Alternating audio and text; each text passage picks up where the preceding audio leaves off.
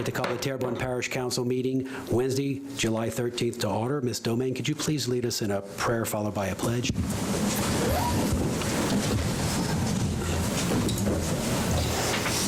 Grant us grace, our Father, to do our work this day as workmen and women who need not be ashamed. Give us the spirit of diligence and honest inquiry in our quest for truth, the spirit of charity in all our dealings with our fellows, and the spirit of gaiety, courage, and quiet minds in facing all tasks and responsibilities.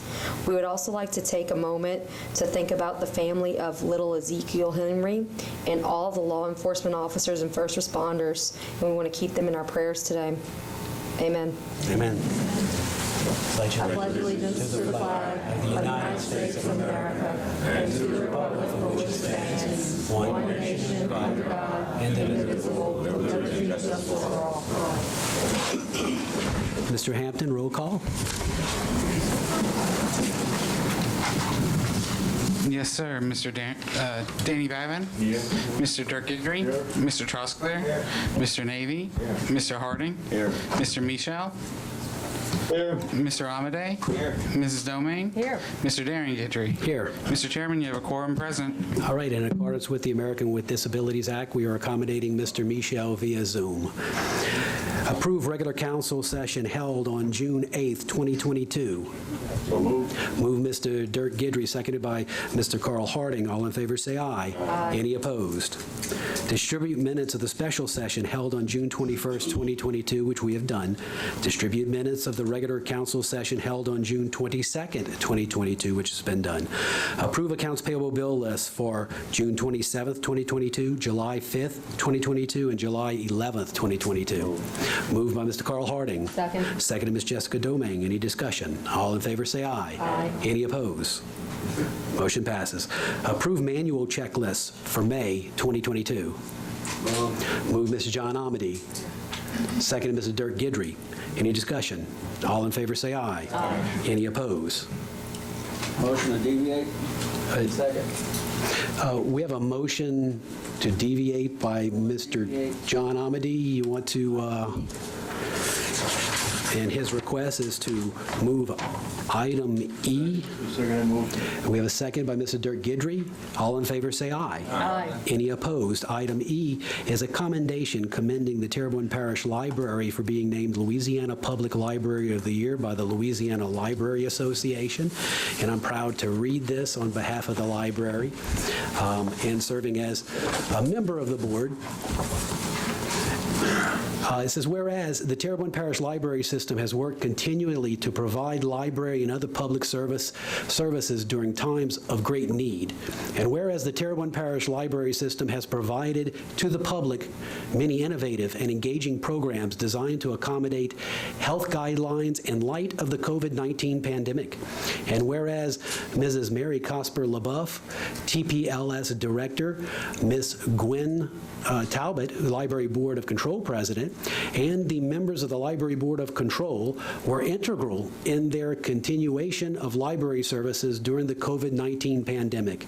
And whereas the Terrebonne Library System continues to provide excellent library services and other resources to the public, as well as many recreational programs for all ages, now therefore be it resolved by the Terrebonne Parish Council on behalf of the Parish President and the entire Terrebonne Parish Consolidated Government that the Terrebonne Parish Library System be commended for receiving the Louisiana Library Association's James O. Modisette Award as the Louisiana Public Library of the Year in recognition of their efforts serving the public during the COVID-19 pandemic. And it was presented the 13th day of July, 2022, signed by our Parish President, Gordon Dove, and myself, Daring Guidry, on behalf of the entire Terrebonne Parish Council.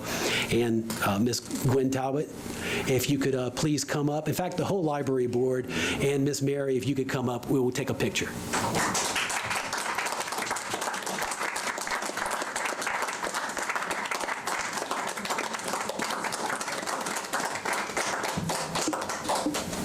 We are so honored to receive this honor. We feel that we are a working group. Oh, sorry. Go ahead. I don't do much public speaking. But we feel that we are a true asset for our parish, for our community, and of course for our library patrons. So we accept the award, we accept the honor, and we are glad to continue to keep working. Mary? Oh, thank you very much. All of you are very important to us, so is this community. This is your library. This is Terrebonne Parish's library. We feel very strongly when we do surveys and we talk to staff and we talk to the public that we provide what they need. So it is wonderful to be recognized by your peers, and we appreciate the commendation from you. So thank you very much. We will continue to be number one. Can you just say that too?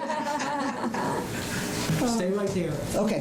Let's take a picture, and then we have some council members who want to say something. Oh, okay. Stay right here. Stay right here. Come, Jude. Come, Jude. Where's Jessica? Okay, she's there. Well, I can't be in the middle. Come. This way, get in there. You're the one. Yes, ma'am.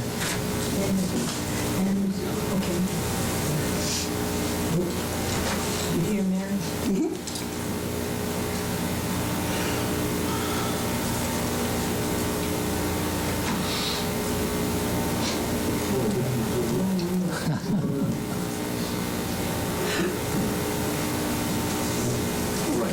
Thank you, sir. And this is Jude Fungi is a library board member, and John Paul Olivier, just to put that on the record for you. Thank you. Hold on, Ms. Domingue. Thank you very much. And first of all, congratulations. I'm lucky enough to work right next door to that big, beautiful building and get to see it every single day. And, you know, you guys have served so much of our community. I mean, with help with COVID and with help with IDA applications and with FEMA applications. So there's just so much that you have done that we can't even begin to describe right now. But I would like to ask for forgiveness. My daughter lost her library book, and so she feels really, really bad about that, and she's searching the whole house, so hopefully we find it pretty soon so she can get it back to you guys. So thank you. Thank you. And I notice that, you know, people are quick to talk about anything in Terrebonne that they think is not as good as another parish in this state of Louisiana. But what we need to concentrate on the things we are good at. And we should be proud of our library. And I'm proud of course, all of you and everybody that works in the library system, from the person who checks in a book to Miss Mary at the top. I think y'all all do a great job. And I'm proud to, and I know this council is proud to give you this commendation. Thank you so much. We're proud of you. Darren. Oh, hold on. Mr. Michel has something he'd like to say. Okay, and I can't see y'all, but I certainly want to express my appreciation for all that you've done. This is an example of something that was started way before I was in office, and probably before Michelle Claudet, but Michelle Claudet, and then followed by Parish President Dove, has continued to support this wonderful example of what we can do to positively affect quality of life in Terrebonne Parish. Quality of life isn't just parks. It's a lot of things, and this is one of them that we do well, and we can use it as an example to do others. So thank you all very much for your contribution to this wonderful part of Terrebonne. God bless you all. Thank you. Thank you all. Thank you. Motion to go back in red order. Mr. Derek Guidry, second. Mr. John Amity, all in favor say aye. Aye. Any opposed? We are back in regular order. Item A, presentation by parish administration relative to capital projects, including drainage, utility, road, and quality of life projects, as well as other matters related to the operations and maintenance of parish government.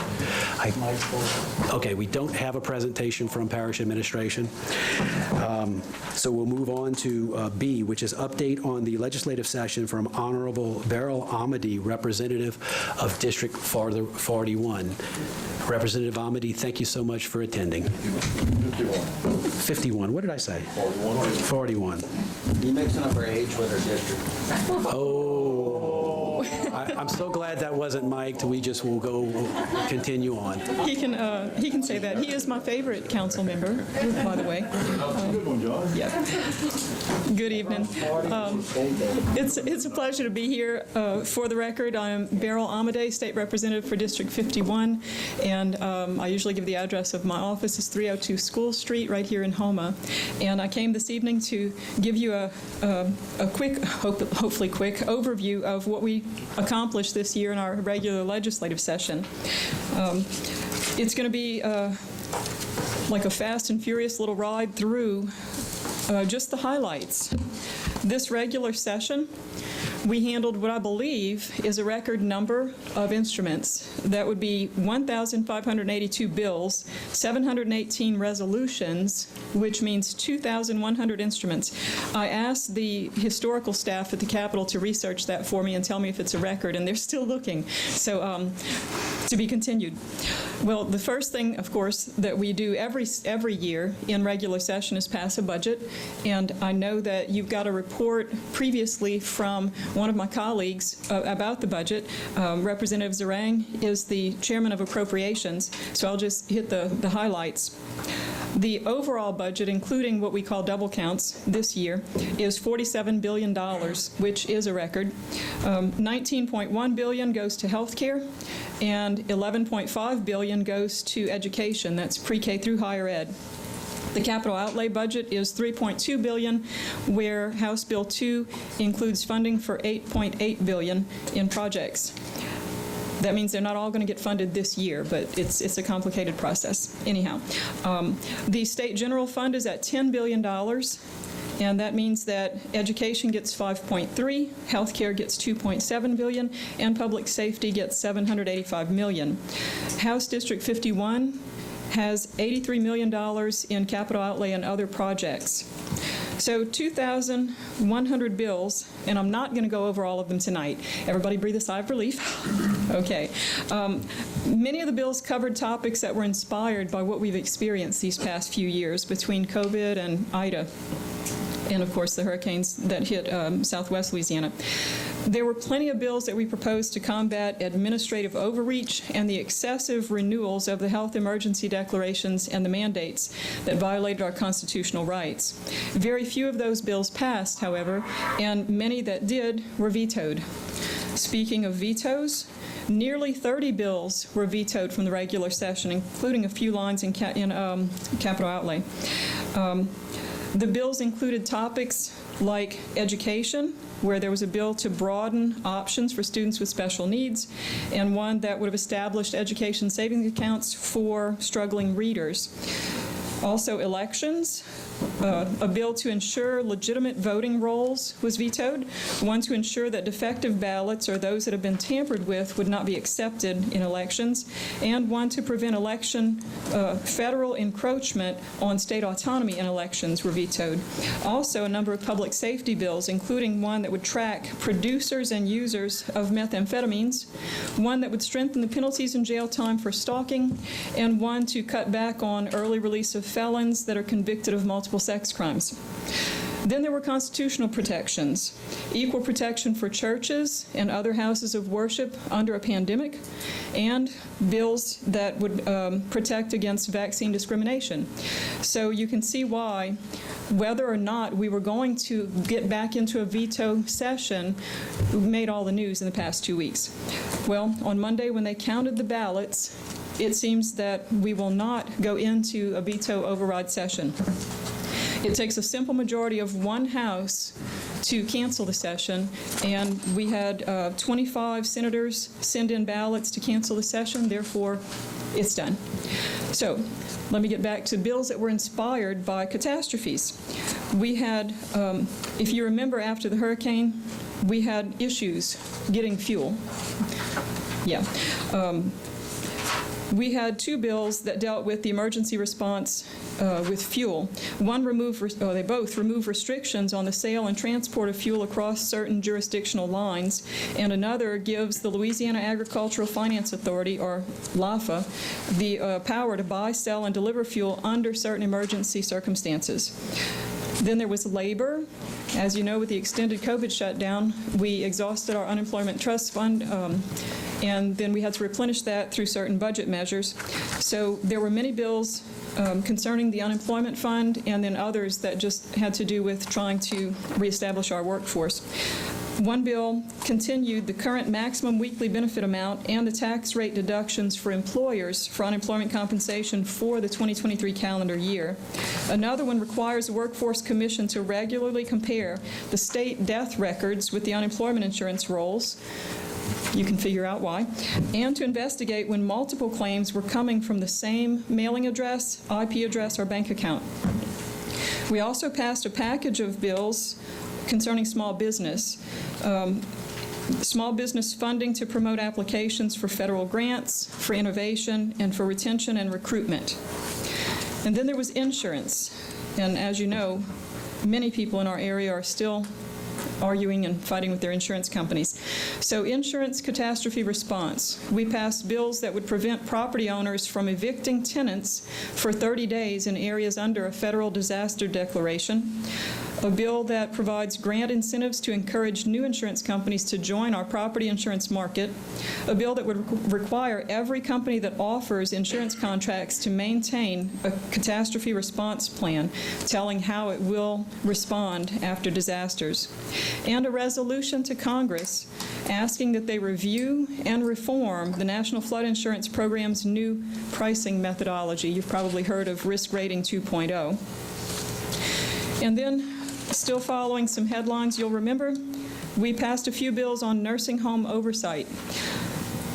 Some require that all nursing homes have an emergency preparedness plan as part of their licensing process, and that plan would be part of their annual approval, and one that requires fire marshal inspection and approval of evacuation sites before the Department of Health approves those. Let's see. Next, there was a lot of federal relief funding. You might remember the American Rescue Plan Act of 2021 sent $3 billion in coronavirus state fiscal recovery money to Louisiana. We used $1.6 billion last fiscal year, and we're using $1.3 billion in the current fiscal year. And some of what that's going to cover would be $500 million to replenish the unemployment compensation fund, $450 million for the water sector program. This provides for grants and repairs and improvements and consolidation of community water and sewer systems, and $5 million to the Department of Wildlife and Fisheries for matching federal to match federal funds to clean up boats and debris after Hurricane Ida. So those are some examples of where that money's going. Now, other bills that we carried were inspired by other current events, not necessarily related to disaster and catastrophe. We did pass the MFP this year that included enough money to give raises to teachers of $1,500 a year and to support staff of $750 a year. Okay. Literacy was a major headline. In Mississippi, 3 years ago, they instituted literacy programs for lower elementary that focused or refocused on phonics-based learning. And their literacy rates have just soared.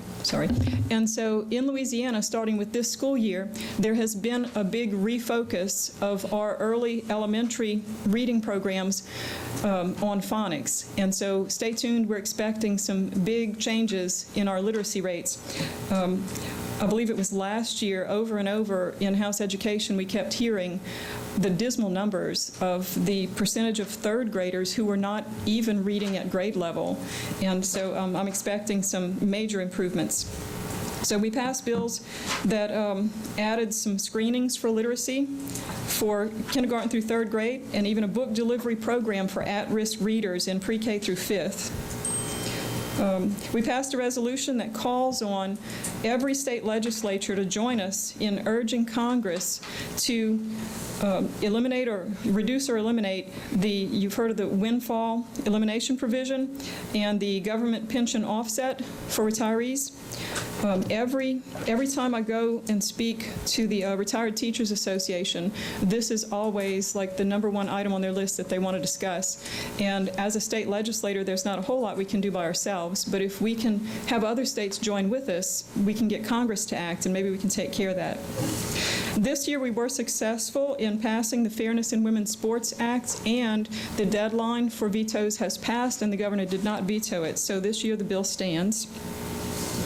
Now, when we were drafting bills for this year's session, there were plenty of rumors about the possibility of the Supreme Court reversing Roe v. Wade, and so there were a number of bills related to abortion.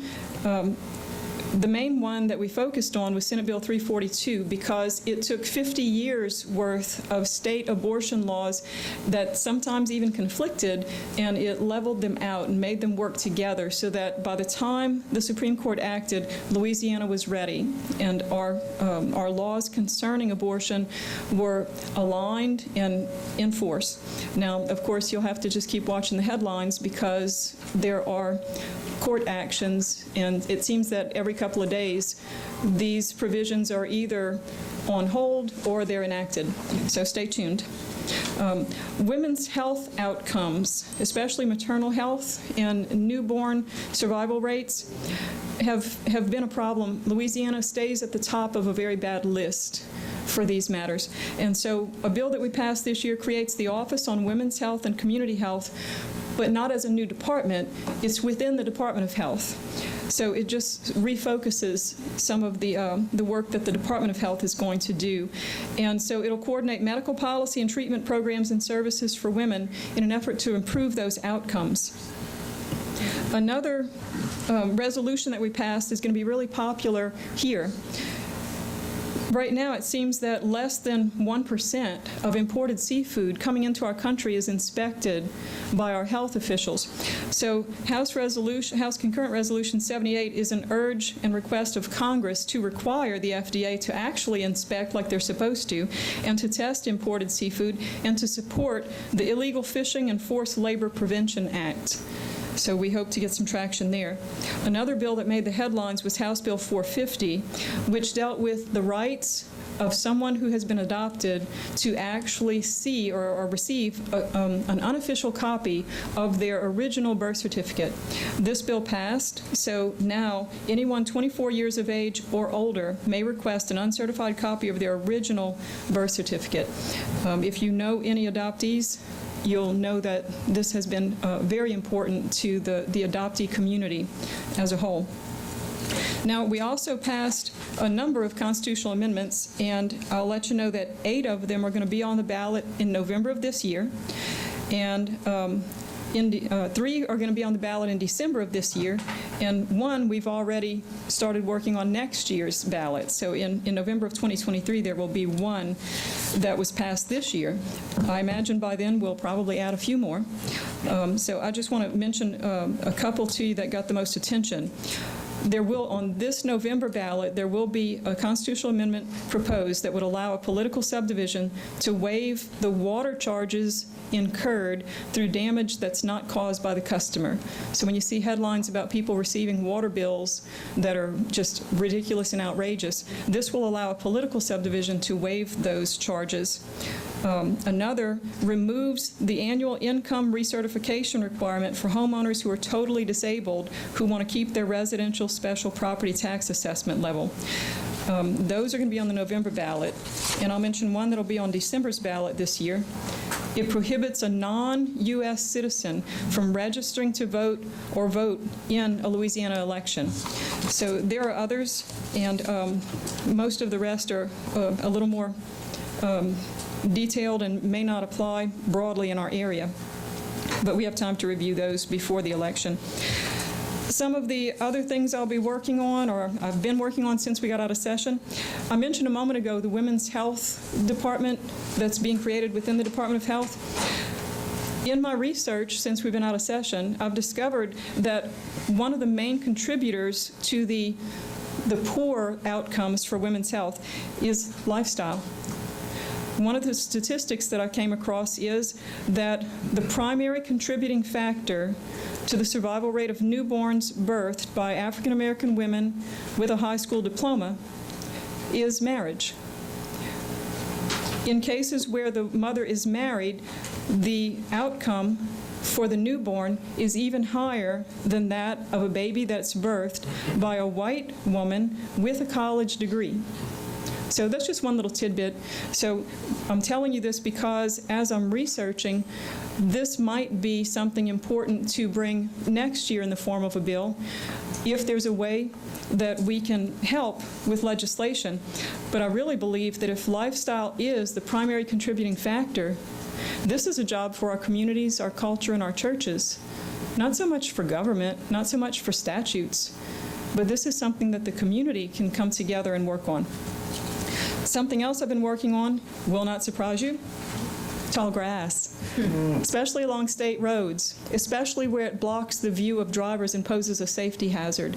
So I'm working on that. I have invited our State Secretary of DOTD, Sean Wilson, to come here on a field trip in person and see some of the trouble spots with his own eyes, and then have a meeting with our local and regional DOTD staff heads. And so he has taken me up on that, and we're working on a date right now. Another thing I've been working on, getting lots of calls to my office, I'm sure you're getting the same, is electric meters for people who have their business or their home ready to move into since the hurricane, and the only thing they're waiting on is the electric meter. I'll just let you know that when people have reported this to us and given us the information, the address, their account number and such, I've been able to contact Entergy officials and SLECA officials and get that ball moving. So if someone's experiencing what seems to be ridiculous delays and all the paperwork seems to be in order, just contact my office and we'll see if we can help. The other complaint concerning electricity has been the bill. The dramatic increase in electric bills. That's something that we're working on with our Public Service Commission. As a state legislator, I can't just pass a law and fix that, and even if I could, we're not back in session until next year anyway. So give me a call and we'll keep working with our Public Service Commissioner to see what we can do. And last, I just want to let you know that I'll have an after-session newsletter. It's in the drafting stage right now. It's going to be mailed out to constituents all over my district within the next few weeks, and it will include dates, times, and places for local town hall meetings, which you are all invited to. And last but not least, I'd like to speak publicly and give you my office phone number for those that may be listening. It's 985-858-2967. 985-858-2967. Just give me a call and I'll see if I can help. Thank you. Hold on, Ms. Amity, we have a light. Mr. Navy? Again, it's a pleasure all the time. It was necessary, not a short speech you did, but it was a long speech like you always do. I've been working with you for a long time, and you're very detailed, and I like that about you. We served a lot of years on the Planning Commission together, and it was some great moments we shared. But one of the things I would like to ask you, will the state be looking at two issues that's very important to definitely the South, in Terrebonne Parish, LaFouche Parish, universal broadband? They're doing these things in other parishes, and the reason why I say that is very important because of, the Hurricane Ida and COVID, and left a void in a lot of people's lives, especially in the elderly population. Some concerns I have is with the elderly population is definitely mental health. Okay, you didn't mention anything about policies with mental health. We all know that with COVID, the Special American Rescue Plan Act money, COVID, the country and the parish prepared for the physical effects and impact of COVID, but not the psychological. The things that after these people lost their lives and things of that nature, they have mental health issues now. And one of the things that the DSM now, the Diagnostic Statistical Manual, what they actually use to diagnose mental health patients, psychologists, psychiatrists, and licensed practitioners, they have a prolonged grief disorder, new diagnosis now because of COVID. So the state needs to look at preparing. Now you have thousands of people who lost their lives, and now they're affected by these kind of issues because they lost their loved ones and have grief. The state needs to look at these mental health issues. We have mental health issues strongly now because of IDA and COVID in this community now. Those policies are not being addressed and need to. That's something that Ms. Domingue has talked about. Also, Candace addressed this matter, and also with the parish president. But the state needs to also address that because some of that funding, federal funding that y'all are getting, are targeted for those issues.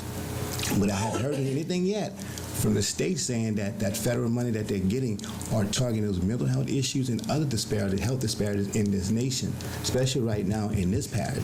So I hope that the state take that consideration and move forward with that, because that is a dilemma, that is a void and a gap right now that needs to be addressed. But I just wish that the state would somehow take some initiatives to spend that federal funding that they're getting and serve not just those infrastructure stuff, but the community at whole. That way it's touching everybody, if that makes any sense. It does. Thank And to address your two topics, we actually handled multiple bills concerning broadband, and there was extra funding in the budget. I think some of it came from federal grants, and I'd have to go back and look in the budget and track the rest. So yes, broadband was a major topic. Also, mental health was an issue that we did revisit repeatedly throughout session. I don't sit on the Health and Welfare Committee, but even though I don't sit on that committee, there were a number of bills that made it all the way to the House floor. So the good news is it is something that was a topic that was handled. The bad news is I didn't include a lot of detail about it in my notes tonight, but I would be happy to get a report together for you and email it to you. And to Councilmember Domingue. Oh. Give us to Debbie. And I would like the report, because I think that's something that we can actually use from the parish government standpoint to disseminate that information out to the public to try to help these people. Because, like I said, mental health is a serious problem in this parish that's not being addressed. And you all know that the state budget don't even allow our local mental health to exercise and to do some things across the board, especially for the elder population. So I just hope that we can address that matter. Yes, sir. Thank you, ma'am. Thank you. See no more lights. Thank you again, Ms. Amadi. Yes, sir. Representative Amadi, for coming. Yes, sir. Thank you. We appreciate the Have a good update. evening. Item C has been pulled. It was an update from the Home of Terrebonne Housing Authority regarding housing. Moving on to item D. Updates. Darren, Yes. why was that item pulled? Mr. Michel, that item was pulled, I believe.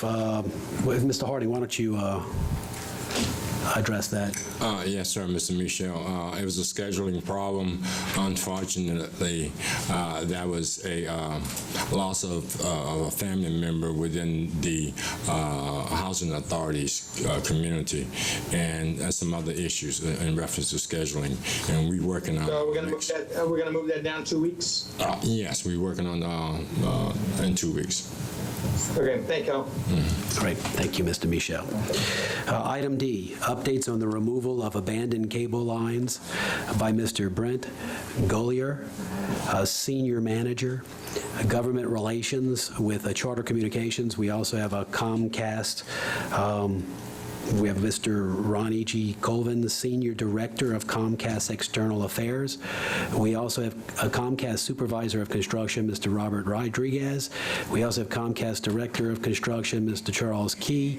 Comcast Senior Manager of Construction, Mr. Josh Jones. We have Mr. Eric Jones with AT&T. And we also have Mr. David Zito, Executive Assistant to Commissioner Craig Green with the Louisiana Public Service Commission. I'd like to start off with our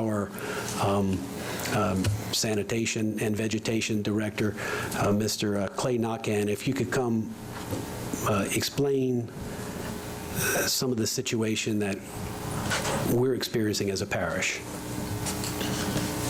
Good evening, Clay Knockan, Terrebonne Parish Solid Waste Vegetation Director. I have a small presentation here to show some of the issues that we have in Terrebonne Parish. Let's see if I can get this right.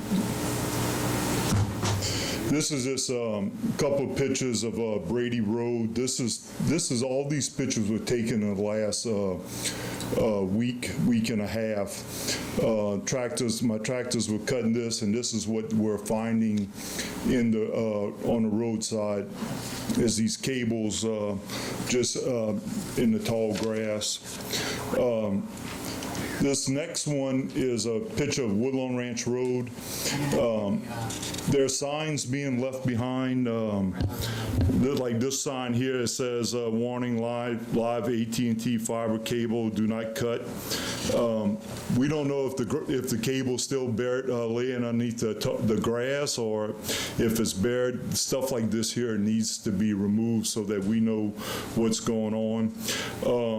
As of today at 12:30, the cables that you see on the roadside there are still there. They have not been moved. The one with the gas marker has been, but the other one is still there. And it's pretty obvious that it's a communication type lines that's just sitting there in this ditch. This is a residence, in front of a residence owner. They can't even cut their grass because of the stuff. And another big issue we having is utility debris, that the utility companies are doing the work, which we appreciate that the work has been done, but they just leaving their debris by the poles. This was actually hit by one of our brand new tractors last week on Fargo Canal Road. And this is just some pictures of what our tractors are going through trying to cut grass. You know, we was just here Monday night talking about tall grass, and this is stuff that's slowing us down when we got to get here, and now we got to get a repair crew out there to start cutting wire out and everything. It's slowing us down. This here is on Shrimpers Road, just I think this was Friday and Monday that these pictures were taken. And what we find, we've cut these roads already, and with some of this stuff, I mean, the one I showed you on Woodlawn Ranch Road, we know that's been there. But this is some stuff, it seems like some repair crews are coming in and just leaving the wire on the roadside, if whatever it may be, whatever crews it may be. This is on the Island Road. I couldn't wait no longer. The Island Road, Mr. Trosclair was calling, the residents down there was calling, administration was calling, wanting to know why we wasn't cutting the Island Road. This is 2 truckloads of wire that we picked up on the 16th, I'm sorry, the 17th and the 21st of June this year. It's about 28 cubic yards of utility debris that we picked up so that we could cut the Island Road on there. And just, you know, we went out in, after the storm in October, November, and December, and moved cable out of the ditch so that we could cut. In June, that we went on Island Road. And just, you know, Mr. Trosclair asked about for a approximate what it cost in labor.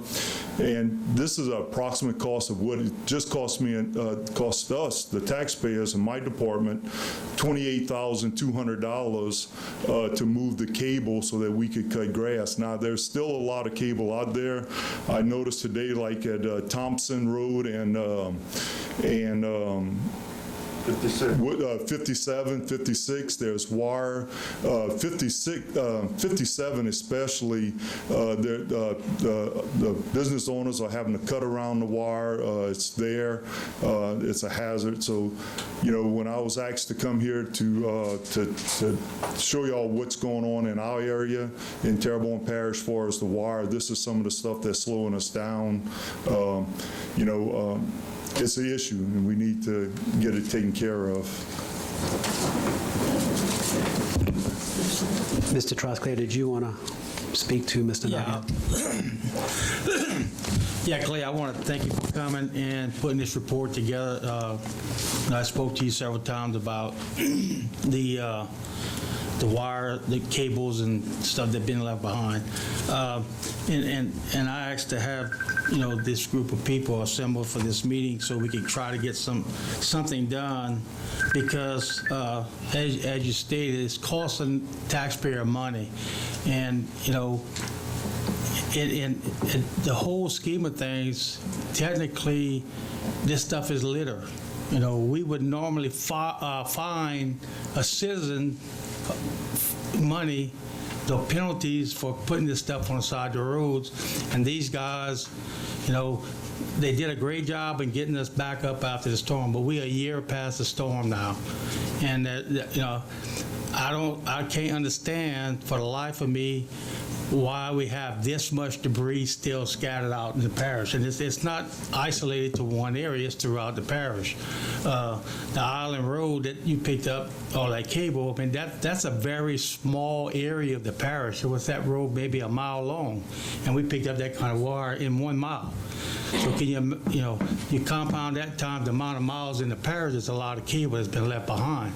Now granted, not every place is as pronounced as much cable left around, but I mean, there's a section on, excuse me, there's a section on East Park right there by Village East, in front of Village East in John's district, that they got a cable laying along the highway, right on the side of the highway. We are pushing, we're getting beat up because of the tall grass and the poor appearance we have in the parish, for outsiders or even our own people to witness every day. But this cable is right along the main highway, and it's been there since the hurricane. Now, it's obvious to whatever company owns that wire that there's a wire there, and needs to be picked up. I mean, if it's live, it definitely don't need to be on the ground. If it's just a dead wire or a scrap wire, it definitely should have been picked up. I just think, part of every job you do, the end result is the final product. The final part of that job is the cleanup. No matter what job you do, if you're a mechanic, you're a machinist, you're a carpenter, you're not finished the job till you clean up. And we didn't get this in this situation. I made several calls. I've talked to Mr. Zito's office in the Public Service Commission, and they're telling me to give them addresses. Well, 9 people up here ain't got the time to go out and get every address to turn this in. I mean, it's not our job to provide addresses when it's as massive as this. We just don't have the physical time to do it. Our Clay's department, those guys, they having to stop their job. So, everything gets pushed back, and it's a reflection on Clay's people, because the general public don't realize what he's having to do to get his job done. And so they thinking that those guys are basically not doing their work, which, they're doing a very good job when they can actually do their work. So, Clay, once again, I appreciate you, and I hope we can get some resolution and get this, get something done, get some answers, and get something moving so that we can get this stuff out of our way. On Bayside Drive, from between the Bayside Bridge at 56 and going towards Country Drive, there's several poles, but they still got wire just hanging from the pole in people's yards. I know it's not live because it's just hanging. I mean, it's an eyesore. It might be electrical hazard, but it's an eyesore, and it doesn't need to be hanging in people's yards. So that's pretty much all I got. I mean, I appreciate you coming, Clay, and thanks for the time and effort you put in this report. And just one thing, Mr. Trosclair, just on the, I had a contact from one of either Charter, I think it was Charter, that called me and asked me for specific addresses. I can't give them specific addresses. All I can tell them is ride your area that you have service and look for your cables, because I don't know if it's a cable or if it's AT&T or what it is. Well, that's the thing. Who do you call? You forgot an address. You call everybody. You know, it's not. These guys had a work order for every job they did. So they know where every job that they did through this whole process, they know where that job took place at. So they know where they need to ride and see where they got problems at. That's the way I look at it. Thank you, Clay. And I know we have representatives of the communications companies, and we're going to give everybody time. Mr. Dirk Guidry. Yeah, Steve, I appreciate you getting this put on there, and Clay, I really appreciate you guys going and pick up all this stuff along the road. You were talking about Thompson Road. There's about 3 foot off of the road, there's about a quarter of a mile of wire, just big wire, just drawn out along the highway. And it's like this when you go down these bayous and all over the place. It's not just one little bitty place where you can pick up and give them an address. Like in the marshes when you get on the other side of Boudreaux Canal and Robinson Canal, they got these telephone wires. I know it's the big cable wires for the telephone that's coming off the poles and hanging in the marsh grass and going up to the next pole in the 6100 block of Highway 56 for people to get in their driveways. They've got 2x4s holding the wires up so they can get in and the egress in and out of that driveways. I mean, don't these people pass up and down the road and see this? I see it every day. There's big old cables of rolled up wires along the side, the poles that didn't get picked up. Like Steve was saying about the wires flying back, I got one in my yard, in the middle of my yard, that flies back and forth all the time. And I believe it's Charter, you know, or whoever owns the company now, but it's a big problem, you know, and a lot of homeowners are having problems cleaning up their yards because of all these wires and all in the ditches. I mean, these companies here, they would have to all get together. I don't know. I mean, one of them can't go pick up, say, this is my wire, that's your wire. I don't know if y'all could get together and hire one company as a whole to go pick up all these wires. But it's a pretty big hazard, you know. We'd like to try to keep our communities a little bit cleaner than what they are now. And thank you all for coming after these storms and getting all this stuff connected back and forth real fast. I knew we had some problems, but it seems to be getting fixed. But our main problem right now is getting these cables and trash picked up along the sides of our highways, especially like in the 6100 block of Highway 56 where I talked about. There's wires. I mean, these companies, and I know it's the telephone companies because I can see it, they just sprawl it out along the highway for as far as you can drive, and it seems like nobody's interested in going to pick them up. So if you guys could get together, whatever y'all got to do, send people down there to pick up this stuff, it would be mostly appreciated. Thank you. Thank you, Mr. Guidry. Mr. Babin?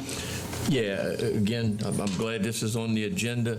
Clay, you mentioned 6 roads, and 4 of them were in District 7 that I represent, okay? And these are the same people that were out of electricity for over 30 days. Now they have to suffer with the tall grass because we have debris laying on the side of the road. I'm surprised that the scrappers haven't picked it all up yet, to be perfectly honest. But we, you know, and we have it all through the parish, but I would think that Steve and Dirk and I, because of the areas that we represent, it's terrible that this is happening, okay? And I applaud what y'all did on Trumpus Road to get that out because we had to do it. But we can't, we all get calls every day. You know that. We pass them on to you, Clay, and you guys are doing a great job. But I just hope that the group of people here representing all the companies tonight hear what we're talking about. If you want to get addresses in District 7, which is Grand Kaya and Bayou de Lodge, I'll give you my cell phone number. You call me and I'll put you in my Jeep and I'll take you all throughout the whole thing so you can see. So, but I really think, I like Dirk's idea, and I just don't know if the companies would work that good together. But to get out there and at least do a survey of what you have so we can better tell our constituents what's going to happen. So in any event, let's hope this is a very productive meeting with you people tonight, and thank you all for coming. Thank you, Mr. Babin. Mr. Harding? Yes, I support all the Bayou guys that and the efforts that you guys try to support all your people with. But I'm with Steve. Clean up behind yourself. That's the objective here. If you get a job, that's what we have to do, and that'll help everybody out. I'm pretty sure when you run into one of those problems with your blade, do you have an impact wrench right there with you? So it takes. You got to go get your truck. You got to go get the truck. So it takes time. Yeah. And generally, what we want to do is have these tractors going forward. Right. It was mentioned that these folk that are here, they're going to have an opportunity. But most importantly, it's not that we're angry, but we expect services. Thank you. Thank you, Clay.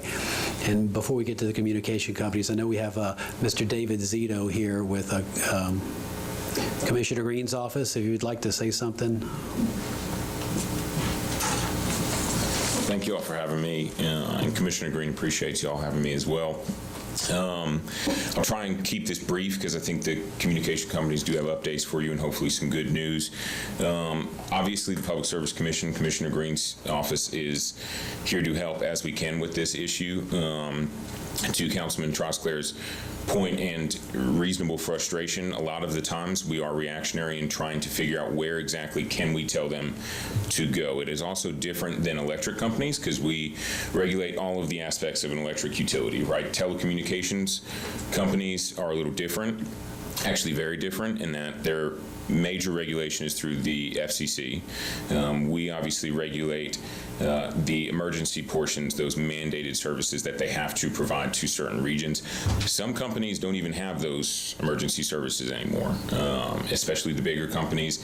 And so they work with us because we have those professional relationships, because we do regulate the other utilities, and obviously we've developed those relationships, and so we're always here to help. I will say this, and I mean this in terms of an encouragement, and this would be something to talk about amongst yourselves. If you do not feel like you're getting the service from these companies that y'all demand and deserve, the parish franchise agreements are the strongest things that they will listen to. And those are your teeth right there. I mean, again, our office, Commissioner Green is here to help as much as we can, and we are always going to get them back in this room. We are going to get them to make sure that they are being responsive. But those parish franchise agreements, the city franchise agreements, those are your teeth. So I would recommend if you're not getting the type of results, and look, I remember the first time Parish Manager Toops, and he brought this to our attention, unfortunately, many months ago.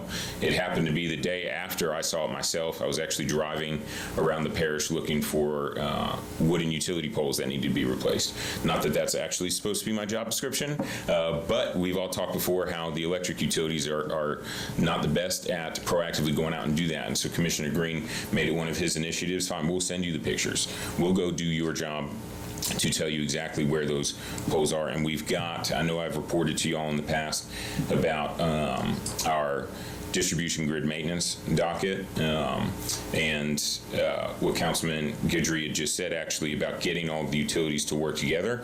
We actually piloted a program that was for the past year kind of under wraps and confidentiality between the companies that took part. Now it is finally finished. What usually takes sometimes 10 years to get done in a area of Louisiana, we were able to get done in 5 months because we got all of the utilities in that region, the electrics and the telecoms, to sign agreements to hire one contractor. Because the end all be all, and what you will probably hear from the companies today is most often, especially the bigger ones, they're hiring third parties to do this. You know, they've got linemen to handle specific scenario issues, but for the most part, broad span issues, they're hiring third party. Co-ops are a little different. They handle things specifically on their distribution grid a little differently, but especially with bigger companies. So we said, and Commissioner Green said, fine, you've got a problem in this region. You're all hiring one person. right? Because we found out is most often they'll hire the same person just at different times. And then all of a sudden utility customers are going and overpaying because the electrics went out there, they did a pole transfer, but they only cut half the pole, and the telecoms then have to come back, hopefully within that year, we found out, to then transfer their wires. Well, then they leave the old pole behind for the electrics to come back, and hopefully they come back 6 months later. Again, the process takes way too long. The rule we're presently writing, and these folks are presently finding out about right now, is to essentially take that pilot and do it statewide. If you guys are all hiring third parties, hire one. If you need to agree to hire two, but there shouldn't be people either going out doing half the work, leaving the rest of the work behind, or in this case, leaving the abandoned or old materials behind. And so, again, whatever we can do to further help that. I will say, the gentleman, I want to make sure, I don't see him now, I get your contact information. Again, I don't mean to put the onus on addresses, but if we can figure out a way, it sounds like your crews are the ones on the ground that see it day of. And so if you're still not seeing that get cleaned up, we can figure out a way to communicate directly with our office so that, Parish Manager Toops, I appreciate obviously the efforts that he has put through and the efforts that y'all put through, but to Councilman Trostclair's point, y'all don't have the time to constantly do that, but if your crews are out there and we can find a simple way for you to update us that it's not getting done, then our office is here to continue to push for that. And again, I mention those franchise agreements, though, because that's where the big teeth is on the local level.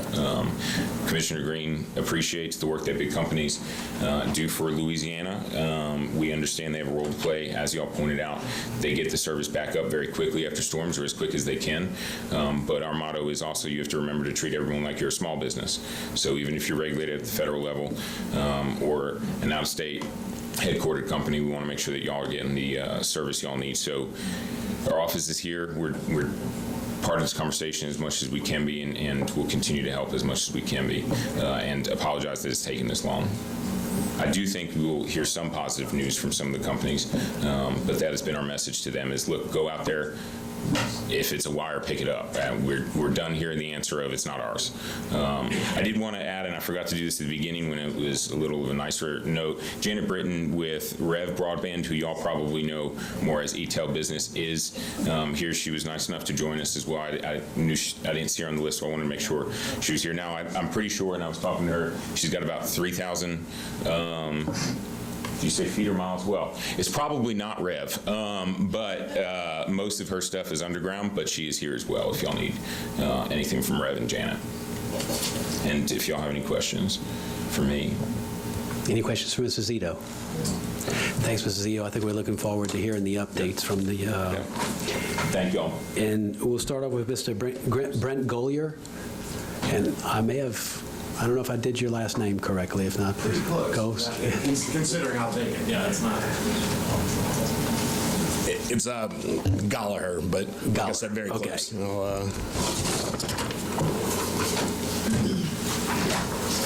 And for the record, you are the Senior Manager of Government Relations? Yes, sir. For Charter Communications.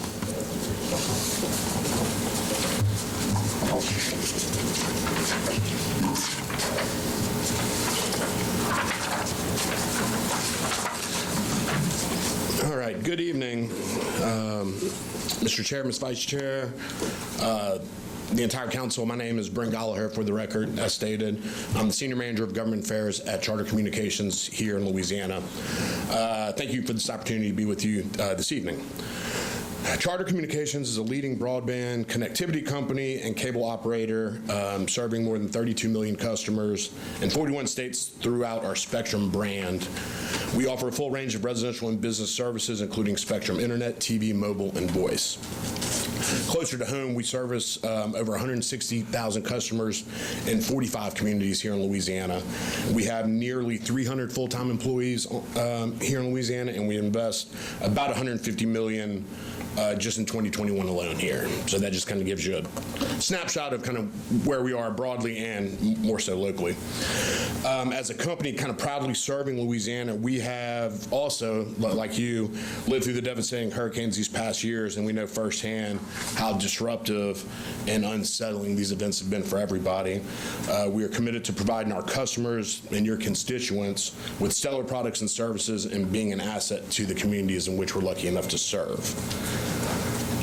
So that is why when the issue of storm debris and remnants of the damaged plant was brought to our attention by Mr. Zito, we moved quickly to assess the situation by physically inspecting our facilities and creating a plan to resolve these problems. Up to this point, we've driven approximately 80 miles throughout the parish in our footprint and identified 12 locations where cable was down and needs to be picked up, raised, or repaired. And we also identified 9 other locations that will require miscellaneous repair, whether that be loose lashing wire, pole transfer, loose cable, and needed pedestal at the base, anything like that. There's a couple of examples of that. So that is just off of the 80 miles that we've personally traveled to ensure and to catalog. In addition, I know the parish requested, and it was through Mr. Zito's email, so I'm not sure who it came from here, but they had 4 locations specifically that they had asked about wanting details on. So we put our focus and onus on these 4 for obvious reasons, since they were of concern to you all. The first 2, the Isle St. Jean Charles Road and the Woodland Ranch Road, we have completed all the cleanup and remediation for our portion of that over the past week and a half or so, 2 weeks. Moving to Highway 56 to Cocodrie, we started at the end of Highway 56 in Cocodrie, and today we are around 60% complete on that space, and weather permitting, obviously we anticipate completion by this Friday. And finally, Highway 315, similar thing with weather permitting, we're hoping to have that completed by July 20th. So again, that was the 4 that were asked of specifically, and then we've done an exhaustive drive out ourselves to identify anything else that we've seen. In closing, like I said, when this came to our attention, we moved on it quickly. I want to thank Mr. Zito, Councilman Trosclair, we had a good discussion, and Mike, and Clay for that matter, that we've had, I thought, good discussions, and I appreciated the collaboration as we tried to resolve these issues. Thank you for the opportunity, and I'm happy to answer any questions that y'all may have. Sorry to make you yawn. Mr. Trosclair. Yes, Mr. Goliath. Yes, sir. I appreciate the fact that y'all are here, full force now, but it seemed like, it took a call from Mr. Zito's office to get this thing. This is a year later down the road. Did you guys not realize that this stuff was out and still out in the streets? I mean, how did it get this far before, because I know I made several calls to the local representatives for charter, and I'm talking to you at this point because my whole district encompasses only charter. Sure. Absolutely, yeah. Understood. Along with Mr. Gidges too. And I think Danny may have some others. But anyway, I'm just wondering why would it take this long and a call from the commissioner's office to get moving in the fashion that we're moving in now? Sure, and I can tell you from when the first email came out from the commissioner's office, that was the first I'd heard of it, and so we moved into obvious triage mode to address this. And at the time, we're focused on getting all this up and running. We're kind of doing an internal, I'm trying to discover what happened. I don't have the answer for that. I know that there was some gaps in some employment that some guys had left after the storm that left. We were having trouble filling those jobs. And I know there were some contractor issues that we had as well, but ultimately it always stops with us. I understand, but I'm trying to get a better handle on that, like I said, but I wanted to get tangible progress to be able to show y'all that we've made great strides over the course. And then, like I said, we'll continue the dialogue. I really appreciate it. And you basically explained it. It seems like there's a communication breakdown somewhere in your organization from the people on the ground in the local repairs and you know, reinstalls, installed, and you know, nobody else higher up knew that, well, we're not finished. You know, like I said, any job, you know, the job is not complete until the cleanup is done. Sure. And I understand, and look, y'all did a great job getting service back up. I'm not faulting any of the service companies. Everybody, you know, bust their butts, and the people they had working for them really did a fantastic job. But, you know, once you were up and running, and all the big contract trucks and everybody was out the parish, that's been at least 7 months ago. And we still, you know, they're not coming back. Y'all ain't come back until, you know, we really got frustrated to the point where we called the commissioner's office. Sure. So that's just my concern. Well, you have my contact information now to I appreciate it. Come right to me on any of this, and for anyone that doesn't have it, I'm happy to share it with y'all as well, because we work and with other providers as well with our local, where a lot of times, and this happens even in this parish, where the president's office will reach out to us on addresses, and we kind of collectively will say, okay, this is ours, we'll handle it. So I mean, we kind of have an infrastructure in place where we do a lot of that with certain elected officials, and we'd be happy to, you know, include that and loop y'all with that as well. Well, appreciate you coming. Absolutely. Thank y'all very much. Any other questions, or I'm happy. Like I said, for those that don't have my contact information, I'll email it to y'all, I guess, when I get back to the office tomorrow. And then, like I said, I'm happy to continue the dialogue. Yeah, great. I would like to have your contact information, because Char's in some of my district as well. Mr. Babin? Yeah, I don't have, you don't represent, I mean, your company doesn't represent or have the area that I represent. But I just want to make a general statement. You know, this is not the first hurricane or bad weather we have in South Louisiana. I mean, it's precedent all over the place. And I'm saying this to all of the companies. There should be something in the protocol that, and I would hope after this, that there is something in the protocol that after we get people's electricity or cable or whatever it is, telephones back up, then the next step is to go back and clean up behind themselves. It's you know, this was a major storm here. We haven't experienced anything like this, but we've had this in other parts of the state that you guys represent. So I'm just asking, if you don't have it in your protocol, please, I think all of your companies, it would be imperative for y'all to write something in there to better serve the people later down the line. All right, thank you. Appreciate it. Mr. Toops?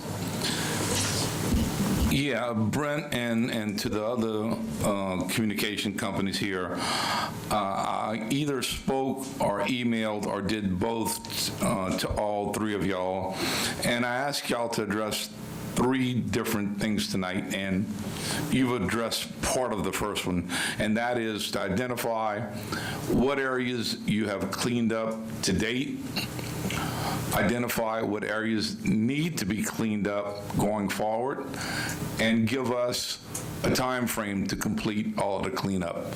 So, Brent, can you address the other 2 items that you haven't addressed?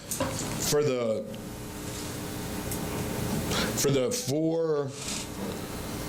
Highway 56 to the Cocodrie area, we anticipate completion by this Friday. So that's one. Highway 315, same thing with weather permitting, completed by July 20th. So those are the 4, and then we completed the other 2, Woodlawn Ranch Road and Island Day John Charles Road, in between now and then as well. That was the first. That was the first one that we were looking to do because it was named and enumerated in your list. And then, like I said, this all happened over this weekend when we talked last week, and then we did the drive out for the 80 miles on Saturday, and we identified the locations. I can get you those addresses enumerated. I just wasn't going to go through and list them all out here if that was. And so that would be the other locations. So again, when can we expect a definite answer to what's left to be done and a time frame for completing it? I want something that I can nail y'all down to. Sure. Well, we let us get through the first 2 from the 4 that y'all enumerated of interest, and that'll be by this Friday, and then by July 20th for the completion of those areas. And then meanwhile, we're trying to identify, that's 12 locations and then 9, so it's roughly 20 locations that remain that I will work to get you a date on that. So the areas that the drive-bys, those locations, right now you're not aware of? I can get them for you. I didn't list them in the. So there is other areas where you believe that there's some wire that need to be picked up? Like I said, we drove through about 80 miles of our footprint this weekend, and we identified 12 locations where just the cable needs to be picked up or repaired or restored. And then we found the 9 other locations that are going to require just a miscellaneous other repair. And so those are the roughly 20 that still is the other ones that we identified over the week. And so you think you would have like those lists be able to get it to Mr. Toops tomorrow? I can certainly see. Yeah, I can certainly try. With a date of when those will be completed? Mr. Trosclair? Yes, Brett. What quick question? You say you physically drove 80 miles. Is that the whole footprint, or you still have some you hadn't drove yet? I still have.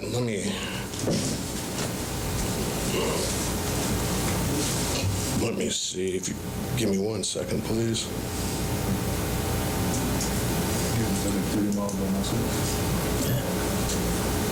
That's about 70% of the parish. So you probably got about 110 miles to do. I mean, not left, but total. Yeah, roughly I'd say that. But that was just, again, from when we... So realistically, we couldn't get a date unless you drive some more tomorrow. Well, like I said, I can work on getting those for the first that we've already, touched on. Thank you very much. Thank you. Mr. Ronnie Colvin, Senior Director of Comcast External Affairs.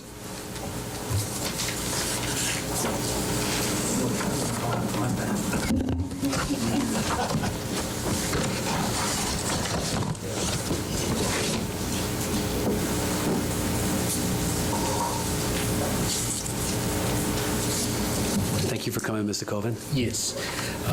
Chairman Guidry and members of the Terrebonne Council, thank you for having me. And I'm Ronnie Colvin. I'm a Senior Director for External Affairs for Comcast. I've spent my entire career with Comcast, and I've been involved with HOMA and the Terrebonne Parish since we acquired the property about 13 years ago from Time Warner. So I'm very familiar with the area.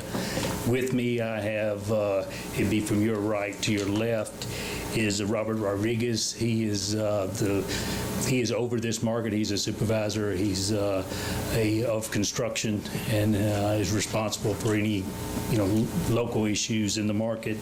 In the middle is Josh Jones. Josh is he's a senior manager of QC, and he was actually here for. I think we got here maybe on the 30th, and he was here till October the 14th. So he was here for almost 45 days, and his responsibility was to go out and QC the work of our business partners, the folks that actually did the work, and that meant making sure that it was put up to spec, the cleanup was done, and and again, he spent his a solid 45 days here. The other gentleman is Chuck Key. He's a director of construction. He spent 30 days down here. He left, I think it was about the 2nd or 3rd of October. So these guys are very familiar. They've spent the last 2 days just one more time writing everything out. I don't have any issues today that I can tell you, hey, we have a line down at this, specific address for this specific location.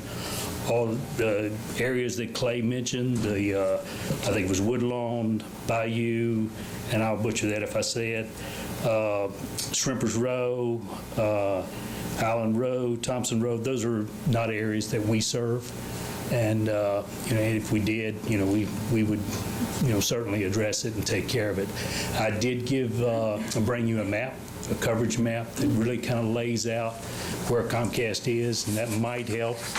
And might help. And I also have got my card attached there with my cell number on it. And again, I'm available anytime. And if you have any kind of specific areas, we don't have to. I mean, certainly an address helps. But if it's a particular road or a particular intersection or something like that, we look at this as a liability. We don't want the line hanging down low. We don't want something a kid's going to catch with his bicycle or whatever the case is. So we take this very serious, and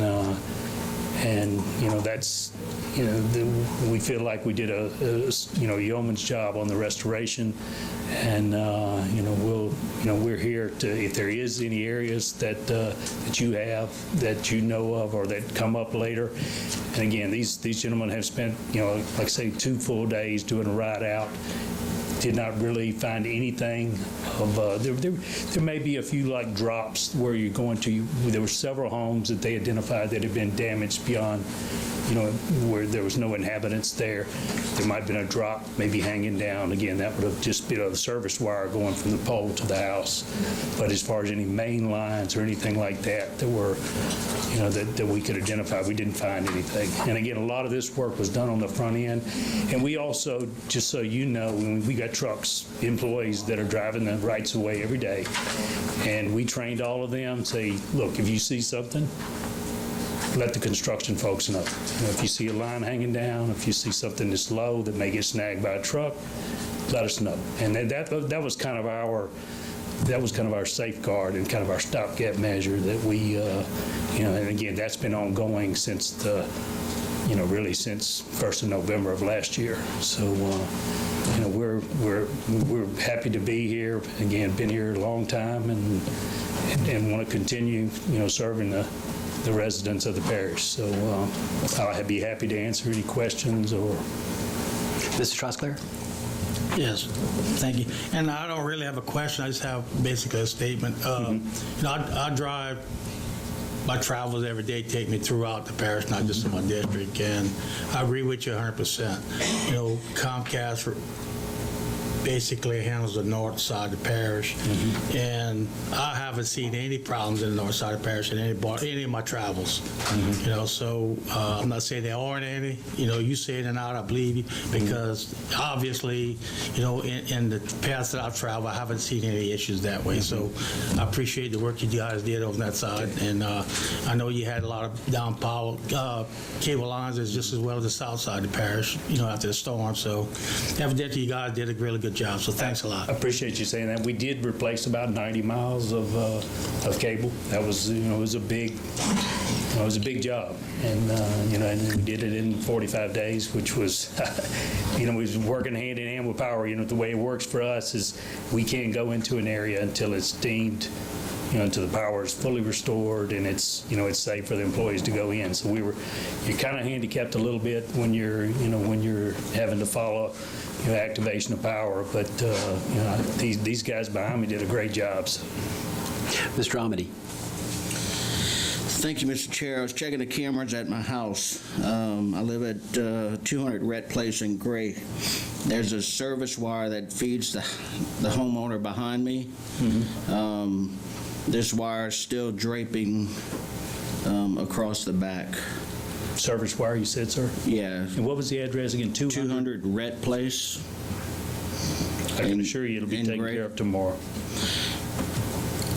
It's mostly down in my neighbor's yard, but it kind of lifts up once it gets towards my yard. I just couldn't remember. I'd been seeing it forever since the storm, and it just needs to be picked up. Okay. A lot of times a limb will just bounce off of it enough to to break the messenger on that, and it just hangs, and then we have to he just still rehang it.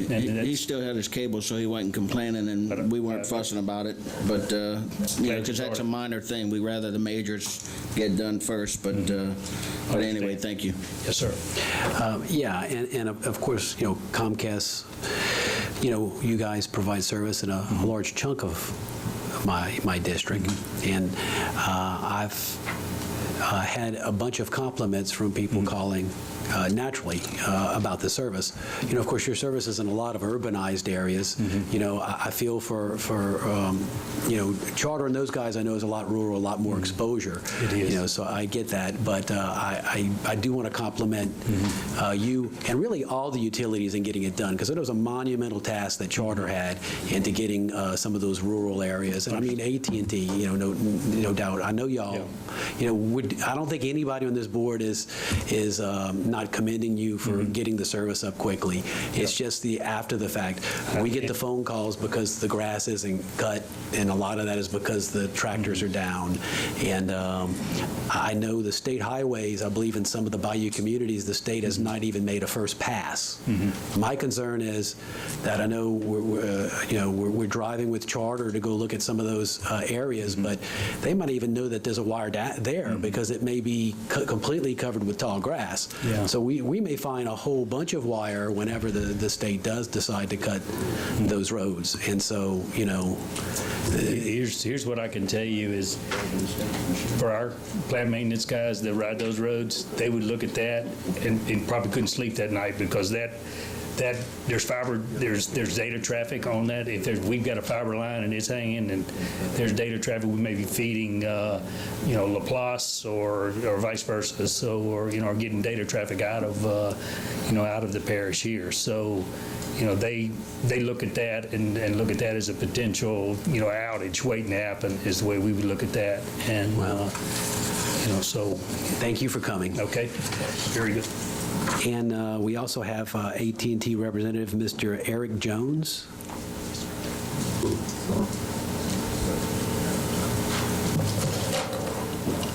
Good evening, President Guidry, Council. I'm Eric Jones, Regional Director for External Affairs for AT&T. Before I go into detail about what we've done from a national disaster response program, I just wanted to give you a little information about our investment and what we continue to do here in Terrebonne Parish. So we appreciate the ongoing dialogue, first and foremost. We've been committed to Terrebonne Parish for hundreds of years. We're currently in the process of upgrading our network from a traditional copper-based network to a fiber-based network. We recently announced over 1,300 living units that we transitioned to fiber, and we continue to make those investments. In addition to those investments, AT&T continues to harden our network, meaning that we're taking that fiber optic cable that fed our wireless services that we may experience and saw some outages during Hurricane Ida. We're removing those cables out of the air. We're burying those cables because we know this area is prone and susceptible to high wind and storms to ensure that we don't see those interruptions like we saw during Hurricane Ida. AT&T has one of the largest and most advanced national disaster recovery teams in the country and also in the world. When I think about it, I make it personal here. I recall that we rented out the Civic Center. We had bunks. We brought teams in from all across the country in order to make sure we restored services here in Terrebonne Parish. That National Disaster Recovery Team has equipment with them from drones to amphibious vehicles. And so when disaster strikes, that team jumps into action. And so the first thing we did surveys. We launched those drones. We sent out people in vehicles to identify the areas that were damaged. In doing so, we made a list. The team goes and they start to repair those services as soon as it is safe to do so, right behind the power companies. And in that process, as they're restoring cable, that same team, as they're rehanging cable, if it's on the pole, they're also picking up that debris along the way. So that is our process. The team made it here approximately 48 hours after the storm hit. We did not release our National Disaster Recovery Team until November the 19th. That's when they're dispersed back to their various spots. We initially started getting calls from Mr. Zito, councilman, around March. And each instance that we've gone out, those cables have not belonged to AT&T. Now, in the process of that, we have a standard quality program that takes place on a daily basis. Our technicians, as they're riding and they're installing, we've initiated a bounty. If you identify, you see these cables that belong to AT&T that's on the ground, we have a bounty out there to identify these, report these to our maintenance, our construction team, so we can get these removed. And in doing so, yes, we have identified very few cables that belong to AT&T, and we removed those. Each instance that have been brought to our attention by the council, by the Public Service Commission, we've gone out, we've taken pictures, and we reported back that these cables do not belong to AT&T. Now, at the same time, I will say, I saw a sign that said, "Do not cut, the cable belongs to AT&T." We're constantly making investment in Terrebonne Parish. Again, it could be a part of the hardening project. I will find out about what this sign is, who put it there, how long it's been there. We'll make sure we get that removed. But again, if there's anything laying on the ground, so I'll take a step back. There could be two instances where we have things laying on the ground. One, as we're installing our new service, specifically our fiber optic service, there's a drop wire that's typically laid along the ground in buried areas. We have a team that will come back, we say between 10 to 14 business days to bury that. The reason it's not buried immediately is because locates have to be done. So the team will come back and locate. And you'll find this typically within residential areas and not along state highways. Along state highways, again, we are doing a hardening project. That hardening project, again, is removing cable that's in the air, and we're burying that cable. So when storms come along, we won't be interfered with by those high winds. So those are the only two instances that I would say cable would be on the ground now. Again, we've ridden the areas, we've had drones in the area, and each instance that's been brought to our attention, we've gone out, taken pictures, and they've not been AT&T cables. Mr. Guidry? Yes, sir. Thank you for coming tonight, but I'm gonna have to disagree with you. Okay. On Highway 56, I'll give you the addresses. Okay. 6107, 6111, Highway 56. That people have 2x4s holding the and you guys got the big round wire, the lowest wire on the poles. They got. So they can get in that driveways. They have poles in that driveways holding up these wires. And if you take and you go down the Bayou and ride all the way down 56 to Cocodrie, these big telephone cables are coming off the poles, laying down in the marsh, and about a half a mile later, they're laying all the way, and then they're coming back up on these poles again. So I'm gonna have to wholeheartedly disagree with you that you all have a problem with these telephone cables. And it's not just at a little bitty place, it's at a lot of places. So if you wanna make sure, you go to 6100 block of Highway 56, and you're going to see what I'm talking about. I'll have someone there tomorrow. Because I'm wholeheartedly going to disagree with you, I understand. Because y'all need, and I know you guys pass back and forth, your companies, and it can't be that they don't see 10 foot from the road, these poles holding up these wires so people can get in and out of their driveways. And this is along the major highway, it's not a street. So, like I said, I'm going to disagree with you. I understand. So I wish you would go on Highway 56, because it's not just at that spot. It's at a lot of places that all the way to Cocodrie, where you guys got the big cable coming off the poles, laying in the marsh grass, and coming up on another pole way down the line. Okay. And you can see why it's just laying in the marshes. Okay. So, but like I said, I'm going to disagree with you, sir. Thank you. Yes, sir. And again, if I will have someone out, I recorded 6111 Highway 56. There'll be someone out to inspect that on tomorrow. If it is ours, we'll address it. But again, I have gone off of the last council meeting. We were asked and given an address. We reported back. It was not AT&T's cable. But again, we will inspect this, and I will get a report back to the council on tomorrow. Yeah, because there's nobody else that got a cable like you guys going across the telephone poles. I know it's not electricity.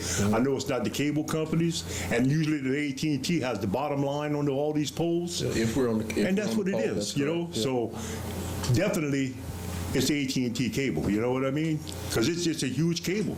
We will go and inspect, and if it is AT&T, we resolve it. But make sure you ride all the 56 because it's not just in one little bitty spot at the 6100 block. It's all the way going towards Cocodrie. I have that noted. So, all right, thank you. Okay. And Mr. Michel, I'm going to get with you, but first, Mr. Babin. Yeah, no disrespect intended to you nor the other companies that spoke tonight, but it seems like we saying it's not ours. Okay, but yet we as a parish picked up $28,000. It cost us $28,000 to pick up wire on one road. So a point, and I think maybe Dirk made this earlier, and I'll say it again. If there's only 3 or 4 companies involved, again, I can put 3 people in my Jeep and I'll ride you through the parish. We need to get this done. And I understand y'all have done some, but we couldn't be complaining about stuff, especially in the rural areas, if they're not there. I mean, we literally get calls on it every day. And the main calls we're getting is the grass cutting, but a lot of it is due to the fact that there's wires in there. I don't know the difference between an AT&T wire, a Comcast wire, or electrical wire. I'm not in that type of business. I can talk to you about shrimp and fish all day. But the point still remains is we need more of a concerted effort of all the utilities to be addressing it the same way. And I don't think we're seeing that. And if that means you guys having somebody ride together, I think it would be beneficial. I think we could solve this problem a lot sooner. I go back to Brett. He mentioned earlier, we work together from Tangible Hole, St. Tammany Parish, here in Terrebonne. We joke, we make the circuit together. If there is something that's identified, that's the AT&Ts that Charter goes out on, and again, we just don't work as much with Comcast. Brett identifies me, and I get that information to the construction team, and vice versa. So we do work closely together. Again, we're not perfect. If there's something that we missed, we will go and address it. But again, the areas that have been brought to our attention after our team has completed sweeps, drones, and we have technicians that ride the area on a daily basis, we have just not seen it. Again, there could be more out there, and we will continue to address as we see it. And again, like everyone else has said, I applaud the efforts that all of the utility companies did after the storm to get us back in operation as soon as possible. Now it's some housekeeping, and we really need to get it cleaned up. But thank you again for coming. And again, I will continue to make sure we emphasize the need to our construction team to really focus in on this, because again, we don't want our reputation harnessed by cables that's laid out on the ground. Again, we value Terrebonne Parish, and we want to continue to invest in Terrebonne. And this is so important simply because we're in hurricane season again, okay? And any type of storm that's going to come through is just going to create some havoc. So again, thank you. Thank you. Mr. Michel. Okay, thank you. When y'all go out there and you say this is not ours, then you must know who it's for, okay? And once you know who it's for, I heard you say that y'all have close working relationships, but if it's not being picked up, it's not being picked up. Maybe y'all need to contact whoever it's for, like you've been doing, if indeed that's the case, and also copy administration so we know that this is happening, because it's not happening, obviously. We need to get this stuff picked up. And so if any of these companies go out to a site and they're saying that the wire that's there cannot be picked up because it's not theirs, they should notify that other company, or at the very least notify parish administration, so we can notify the other company. But that might be something that's helpful. But we've got to get this picked up, as everybody said. Thank you. Thank you, Mr. Michel. Mr. Navy. Yes, look, anything I can help you with, I'll give you my number, because at the end of the day, I just think that we should have an assessment process in place ourselves as the parish government to make sure all these things that need to be addressed. We don't have a comprehensive master disaster plan, I believe, and that's something that we need to address. But anything I can help you with, I will, my brother. I'll just let you know this, because I think as a government, we need to restructure how we do this, because the next pandemic or next catastrophic storm is going to happen. And we need to be prepared better ourselves also in this. And we have all talked about that. We've all got together and talked about that. So at the end of the day, I think it's an across-the-board issue with everybody, electricity company, utility company, all of the process, even government. So anything I can try to help you with this, just let me know. I'll give you my number at this meeting, man. Okay, thank you very much. Mr. Amity? Thank you, Mr. Chair. Mr. Jones, you stated a very important part for us, and that's your hardening project. Yes. I just want to, I know we're talking about lines being picked up and stuff, but I just want the people in the parish to understand what that is. A lot of people would like to see the same hardening project done with the electric lines, which are a little bit different thing because they carry a lot more heat in their wires. But I just want to thank AT&T for doing that, because when the wind blows, now we're not going to have to worry about it coming down. And you also did a fantastic job getting the generators at all your VRAD stations, and we're able to stay up. We didn't have power, but our generators, we could see what's going on in the world. So I just want to commend AT&T on that. Thank you. Thank you. I appreciate that. Thank you, Mr. Amity. Mr. Harding? Yes, and like was stated earlier, something was mentioned about broadband, and we've had a conversation about the AT&T coming into this area, extending their broadband services also. So extend my welcome to you again, like previously to the area. Thank you. Yeah. And this isn't a commercial, but I'd say that we have and we will continue to invest in broadband service, not only in urban areas here within the parish, but also rural areas of the parish.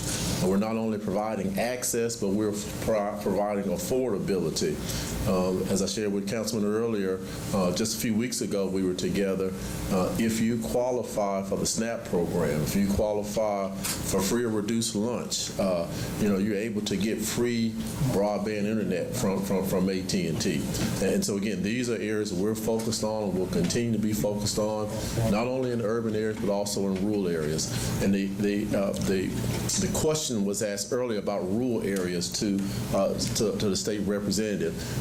There's been $180 million set aside in the Gumbo grant for this. $90 million has already been, sort of bidded on. And after this legislation session, there was another $90 million that's going to go out to bid, supposedly sometime around September or October timeframe. AT&T is actively involved in that as well too. Thank you.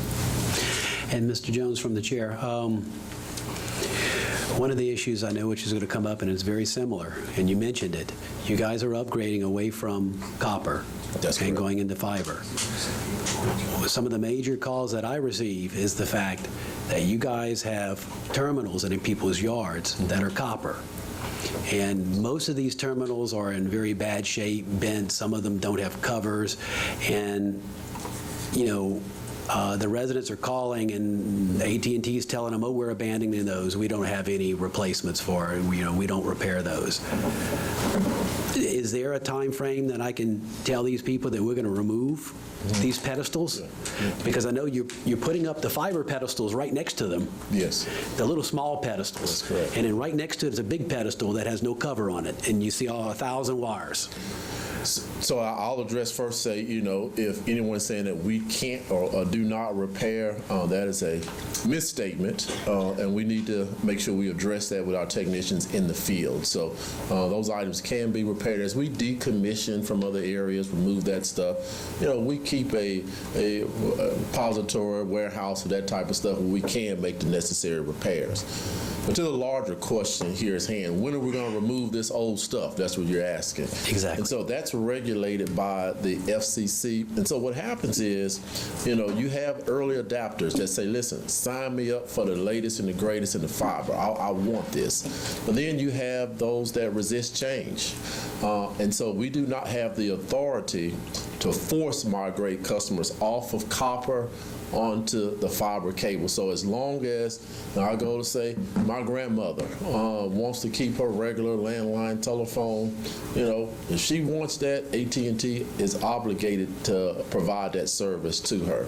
And until they decide they want to change, we cannot remove that old technology. Now, once everyone is fully mark rated, then we have the authority to go in and remove it at that time. But So you're saying you don't see anything down the road like you did with cellular? If you have an analog phone, if you don't have a digital phone by this time, you're going to be cut off. So you don't see that in the future? At some point, I can see there can be some sort of legislation or regulation that allows that, but there is not an appetite for that at this time. But could it be coming? AT&T will love that. Again, we have... Point of order, this is not on the agenda. We're talking about abandoned lines. And storm damage, and some of these pedestals were damaged by storm, Mr. Michel, but I appreciate the point of order. So the pedestals, if there's a pedestal that's damaged, who should I tell these people to call? Yeah, I will share my information with the council, but we have local repair managers that are here in the area, Barry Boulevard, 311, those are some of our main hubs where our technicians are located. I work please share that information, and if they can't get through in the normal sources, I'll call you and see if we can get it taken care of. Absolutely. And again, I would say the first most effective way to contact AT&T is through our 800 number, 1-800-288-2020. That is our main customer service number. You can just provide your address, and a repair ticket will be made. There's also the My ATT app. Again, some use them. If you have smartphones, where most people these days do have smartphones, you're able to report that through your smartphone, or you can go online to att.com to report that as well too. That is the most efficient way to get those areas and those things addressed. Thank you, Mr. Jones, for coming. Any other questions? And thank you all for coming. We appreciate the conversation and the information, and I know Mr. Toops is looking forward to Mr. Brent sending that information on the rest of the repairs and such. Thank you. Thank you. We have a motion by Mr. Councilman Carl Harding to take up the 6:30 public hearings. Second. We are seconded by Mr. Amity. All in favor say aye. Aye. Any opposed? We divert and take up the 6:30 public hearings. A is an ordinance to amend Section 21-31 of the Parish Code to add the Bayou Country Sports Park to the list of drug-free locations. Public once, public twice, third time public. Motion to close. Motion to close, Ms. Domain, seconded by Mr. Harding. All in favor say aye. Aye. Any opposed? Motion to adopt. Motion to adopt, Ms. Domingue, seconded by Mr. Harding. Any discussion? All in favor say aye. Aye. Any opposed? Ordinance is adopted. Item B, an ordinance to adopt millage rates juvenile detention for the tax year 2022 with no roll forward provisions.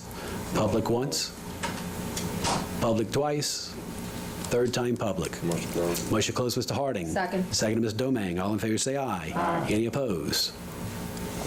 Motion to adopt, Mr. Harding, Second. seconded by Ms. Domingue. Any discussion? All in favor say aye. Aye. Any opposed? Ordinance is adopted.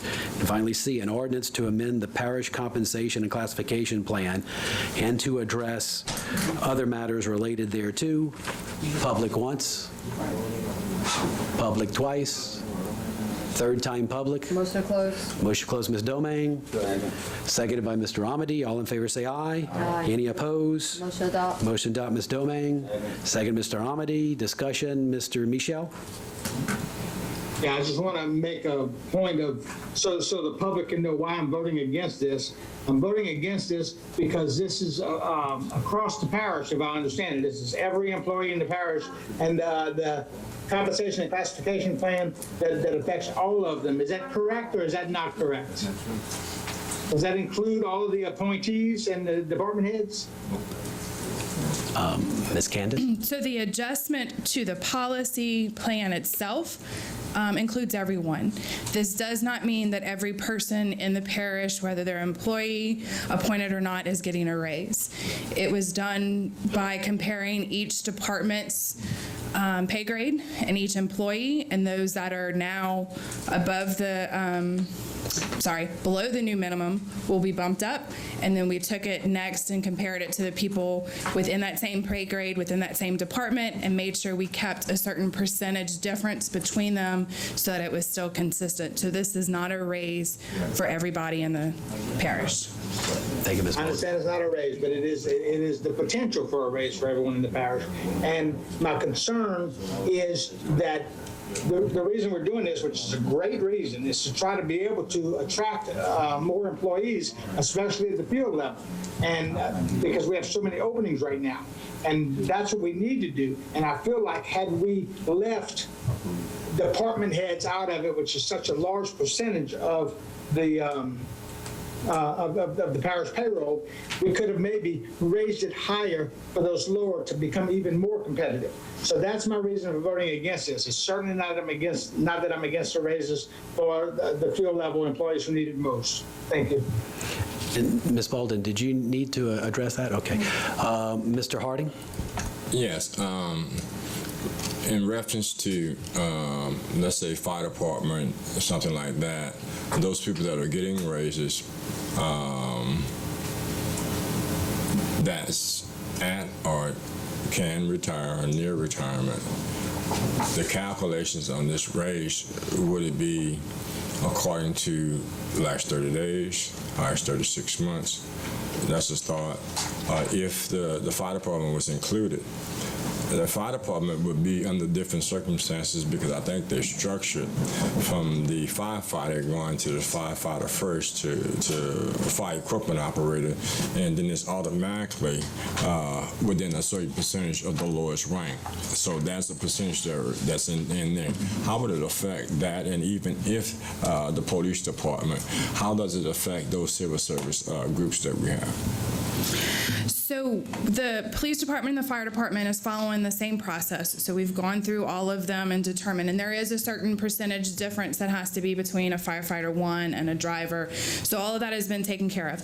As far as how it calculates into the retirement plan, I don't know that right offhand. It's whatever the plan has in place. Sometimes it's the last 3 years, sometimes it's the last 12 months. I don't know that right offhand for the firefighters or the police or even our regular employees. I'd have to go and look it up. Yeah, because what's happening here is, let's say, for instance, someone gets a raise, and that raise, and within a 30-day period or less than a 30-day period, once they get it in one pay period, how's the retirement calculated? You know what I mean? So if people have a large amount that's actually of an increase to their salaries, well, they can opt out because that's going to patent their retirement. They can, if it's based upon that. So maybe that might be a little bumpy you might want to look at, is the fact that whether you're going to use the last 30 days or whether you're going to calculate the 36 months, because it could also make a difference whether they are in the drop plan or whether they're not in the drop. So, you know what I mean, whether their hiatus really applies to where they are right now, because that hiatus that they're going to have while they're in the drop plan, they cannot actually receive really an increase at that time, can they or cannot? Again, I don't want to answer because I'm not 100% sure. Okay. So that's the small things that we just look at it. And I guess looking back at Mr. Michel's and his theory that he's saying, and I looked at this because basically when I had to look at it, I kind of drew a line. Some time back, there was a Beck study, and then everyone in that Beck study didn't get a raise. Some people were already at a particular height in that particular rate that they were in. But then we look at an administrator. If a person stays within administration for 8 years at $125,000 within 8 years, that's $1 million. But a person that's making $25,000, it's going to take him 40 years to make the same amount of money. So that's in consideration. I think that might be what Mr. Michel is talking about. Thank you. Ms. Domingue. Thank you, Mr. Chairman. And we need to be realistic here. We are in a nationwide labor shortage, and so, this government being proactive and going ahead and giving these raises and giving these increases, I think it's going to be able to give us the opportunity to recruit some people to these departments and to get some people in these positions. And I think it's also important that we also talk about the great benefit package that they get whenever they sign on with the parish government as well. So with this bump and with this increase, as well as these excellent benefits, I hope that people can look at these jobs and say, you know what, I want to work for this parish, I want to work for this government, and come help us out, because we have so many positions. You guys know, our public works department is in desperate need of some people helping out with them, and so hopefully we can go ahead and start recruiting some of those people. So thank you very much for this. And just to clarify, I think what Ms. Domingue is saying, what we're approving is a range for each classification, which is a starting pay and a maximum pay for a range. And if you are right now at the starting pay in Terrebonne Parish, you will get a raise, because we are moving the starting pay up and the upper pay. So the only people who are guaranteed a raise by this action are the people who are on an entry-level position. And some of those entry levels, like Ms. Domingue said, are very low and not competitive. Mr. Navy. Candace, you did a great job. I'm going to tell you why. My daughter works at Chuck E. Cheese. She's making a lot of money more than some people that in the entry level in the parish government. Now, she works at Chuck E. Cheese. So I tell you, great job what y'all are doing. We have to look at keeping and retaining our people here. We have to do that. So at the end of the day, this is a progress situation that we are. You ride around Terrebonne Parish right now, you have all now hiring signs. So we're in a dilemma. So no, this is a great idea. This is what we need to be doing.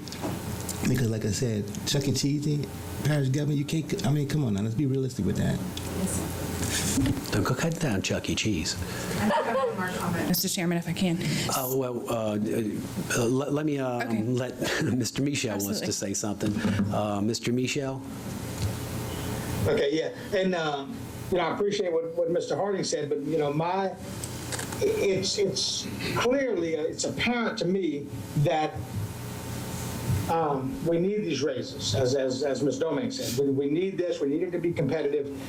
And it's apparent that it's going to pass, but let's not be fooled. There are certain people in administration who find their way at the top of that range very quickly, so let's not be fooled about that. There is a cost to this that shouldn't be had.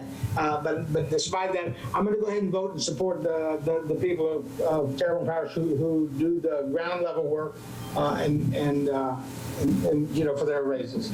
I hope that it's justly given to them properly. Thank you, Mr. Michel. Ms. Malden? Yes, sir. I just wanted to reiterate a couple of things that were said. The whole purpose of updating our personnel policy a couple months ago, and as well as changing this pay scale adjustment, is administration's wanting to retain employees and to, appeal to employees. The policy, Ms. Domingue, you mentioned it, a lot of the benefits that we have, you don't have at Chuck E. Cheese and you don't have at Walmart and all. So that's all something that, does need to be considered. It's just we are wanting to try to get the good employees, and we are wanting to try to support those that are good employees and, the ones that are on the lower pay grade. So if this is passed, that will happen. You'll also see a social media campaign that'll go on through Facebook and Instagram about hiring and what jobs are open and available and some of that too.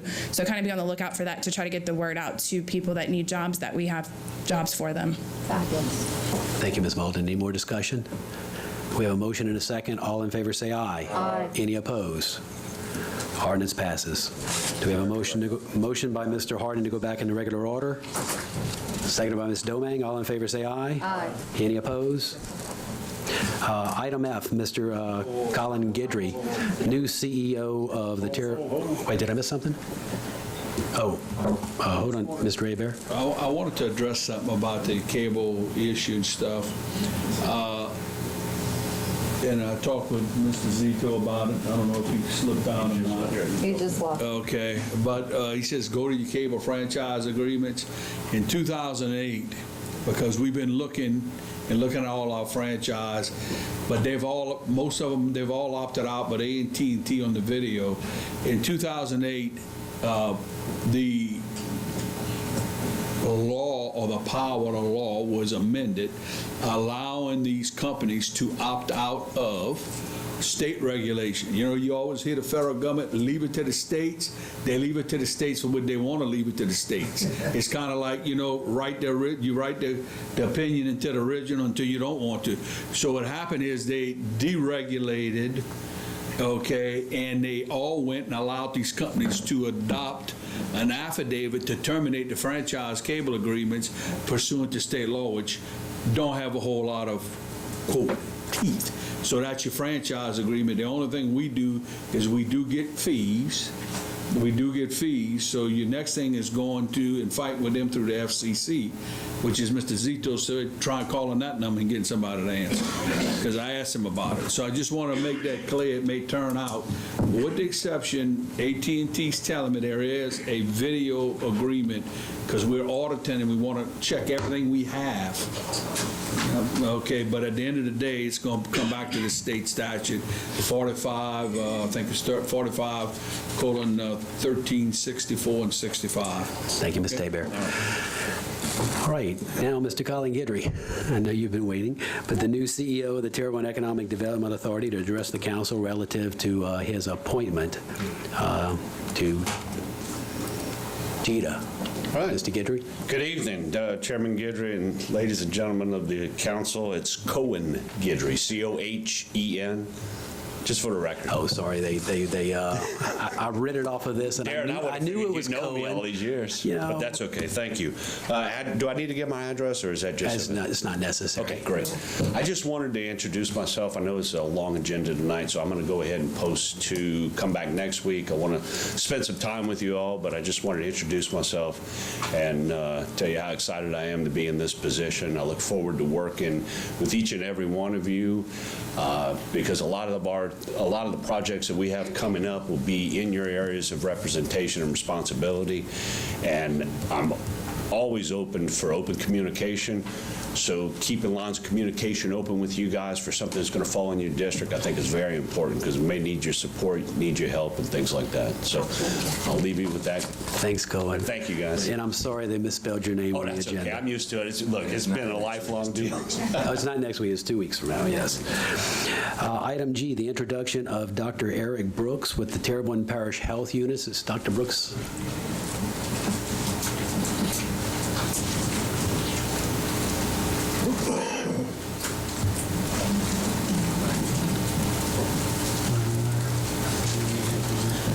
Good evening. Thank you for having me. My name is Dr. Eric Brooks, new Regional Medical Director with the Office of Public Health in Region 3, taking the place of Dr. Chip Riggins.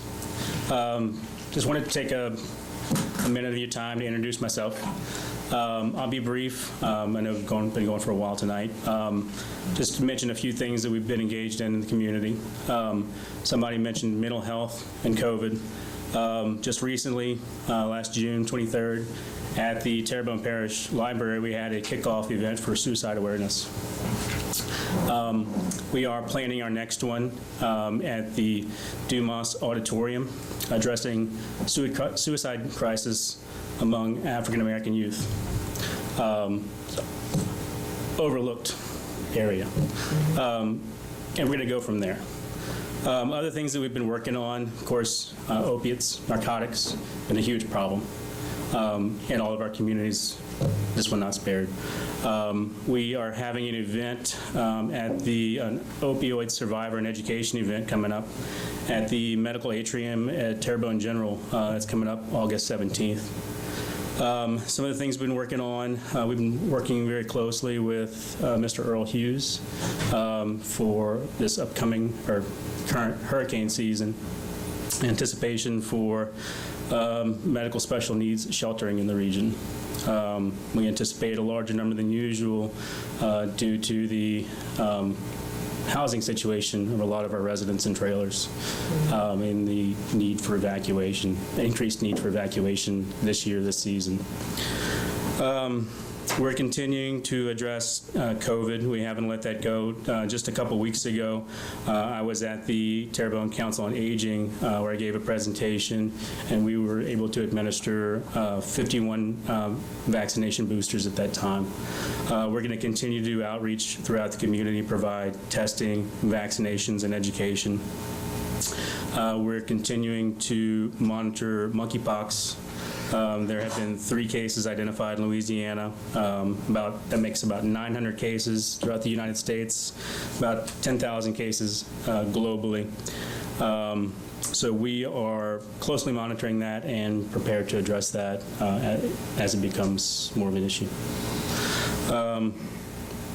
That's all I've got right now, but I'm happy to address any other questions or concerns or areas that you would like us to focus on. Mr. Amity? Thank you, Mr. Chair. So, Dr. Brooks, just so everybody is clear, you've taken over Region 3 as the medical director. Yes, sir.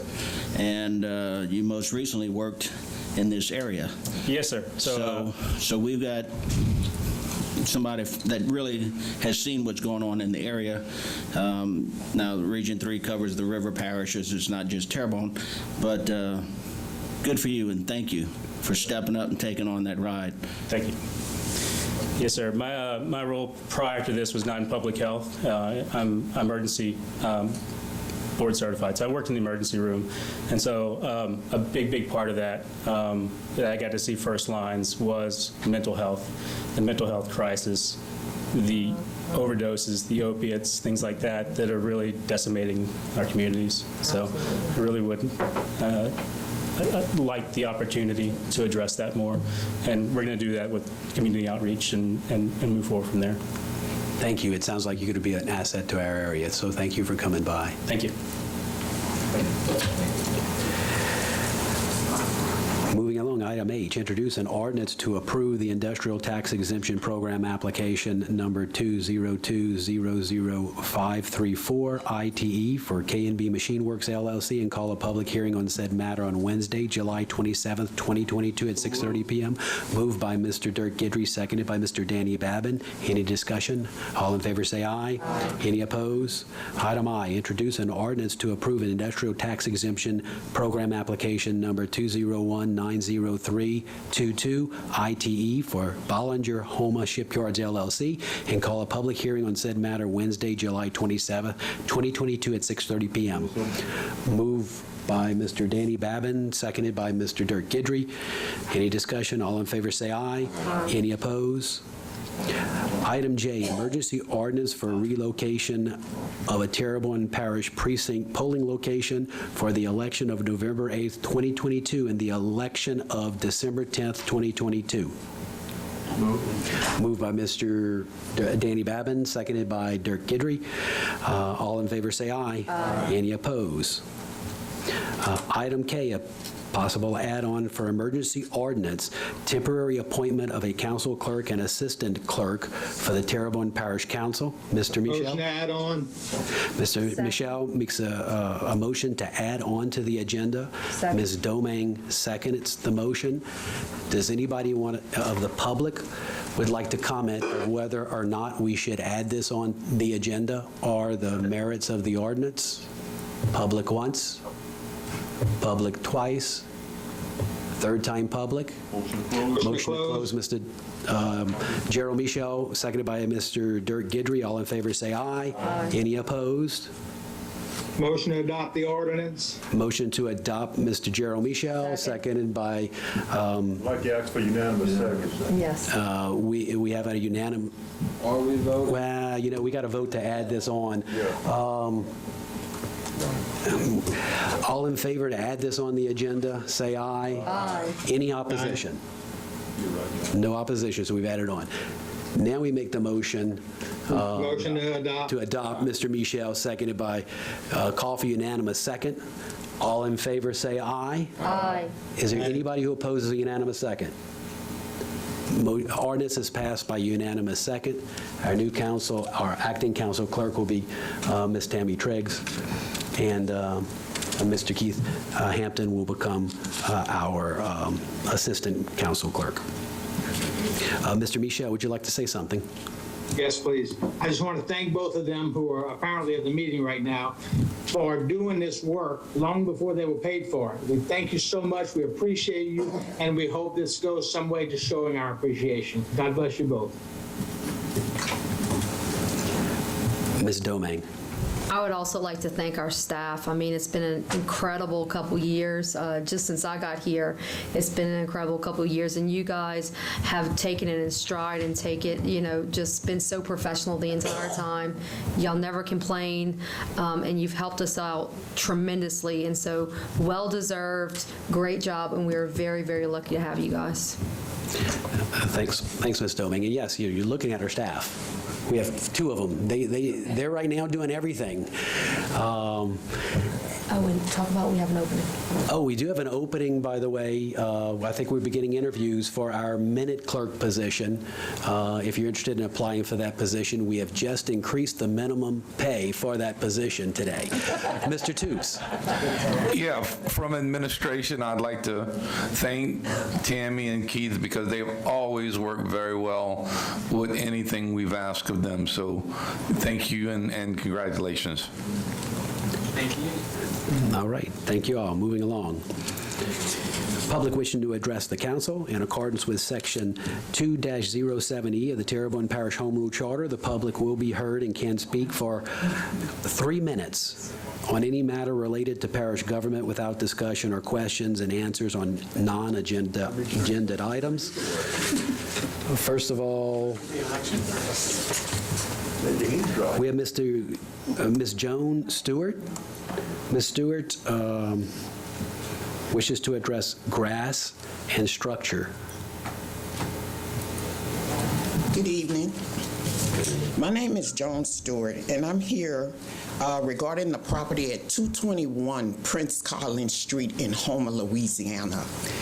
I'm here because I don't know if it has been or if it will be on the docket list for demolition, but I'm asking for it not to be demolished. It was a home that I inherited from my grandparents that was passed on to my parents to me. I'm trying to hold on to it for my children. And I do understand that the structure is not what everyone wants it to be or wishes it to be, but I am working on that. I lived there for 17 years. I was a single parent. I raised my 3 children there. I put them through school and through college. And all I'm asking is for time. I'm not asking for a handout, just time to be able to fix the outside structure first, and then I can work on the inside structure of the property. I have had someone maintaining the grounds as far as cutting the grass, keeping the yard up to par. Okay, I had this, but after the storm, I tried to contact the yard man that I had hired, but unfortunately, I was unable to. So in the meantime, I was looking for someone else. Fortunately, I found someone else to be able to maintain it. But my question to council tonight, what is it do I need to do exactly to bring it up to code on the outside structure so it don't be torn down, and after that I can work on the inside of the structure? Unfortunately, since it's not on our agenda, we can't discuss the item. I understand. But I know your councilman has heard your concerns. Okay. And he can reach out to you after the meeting. Okay, not a problem. Thank you so much for coming. Appreciate it. Thank you. Mr. Navy? Well, I was just going to say, could she also be referred to Chris to see what's going on with that? Chris Pulaski, could he Definitely. I think. All right. He's heard the concerns as well, so they have been shared. Yeah, Chris and I, we've made some contact on that, and we can actually further take care of Ms. Stewart. Great. Thank you. Wendell Boudreau wants to discuss drainage. Drainage, yes, sir. I have a couple of pictures I'd like to have passed around. y'all could take a look at. Start on this here.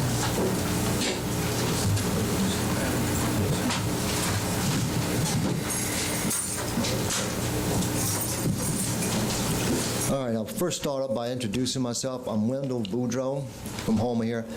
And some of you guys, we go back a long ways. They know me as Winky Boudreaux.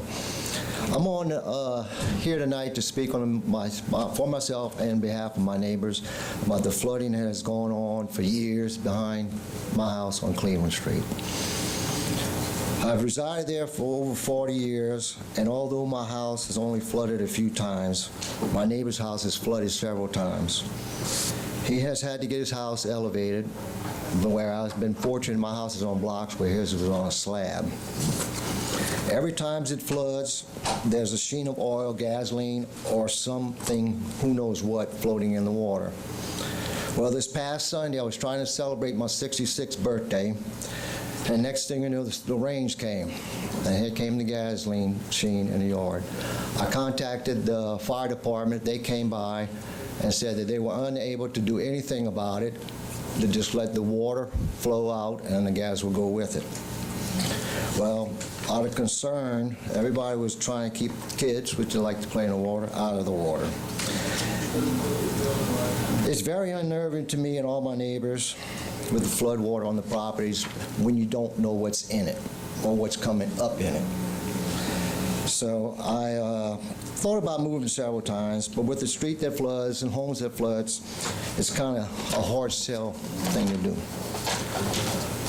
Mother Nature is not something you can control, excuse me. I understand that, but when you have a drainage ditch that is overgrown, that's another story. It's like trying to drain a sink that's the 3/4 of the way clogged. It won't flow. And these pictures will show you what the ditch looks like behind my house.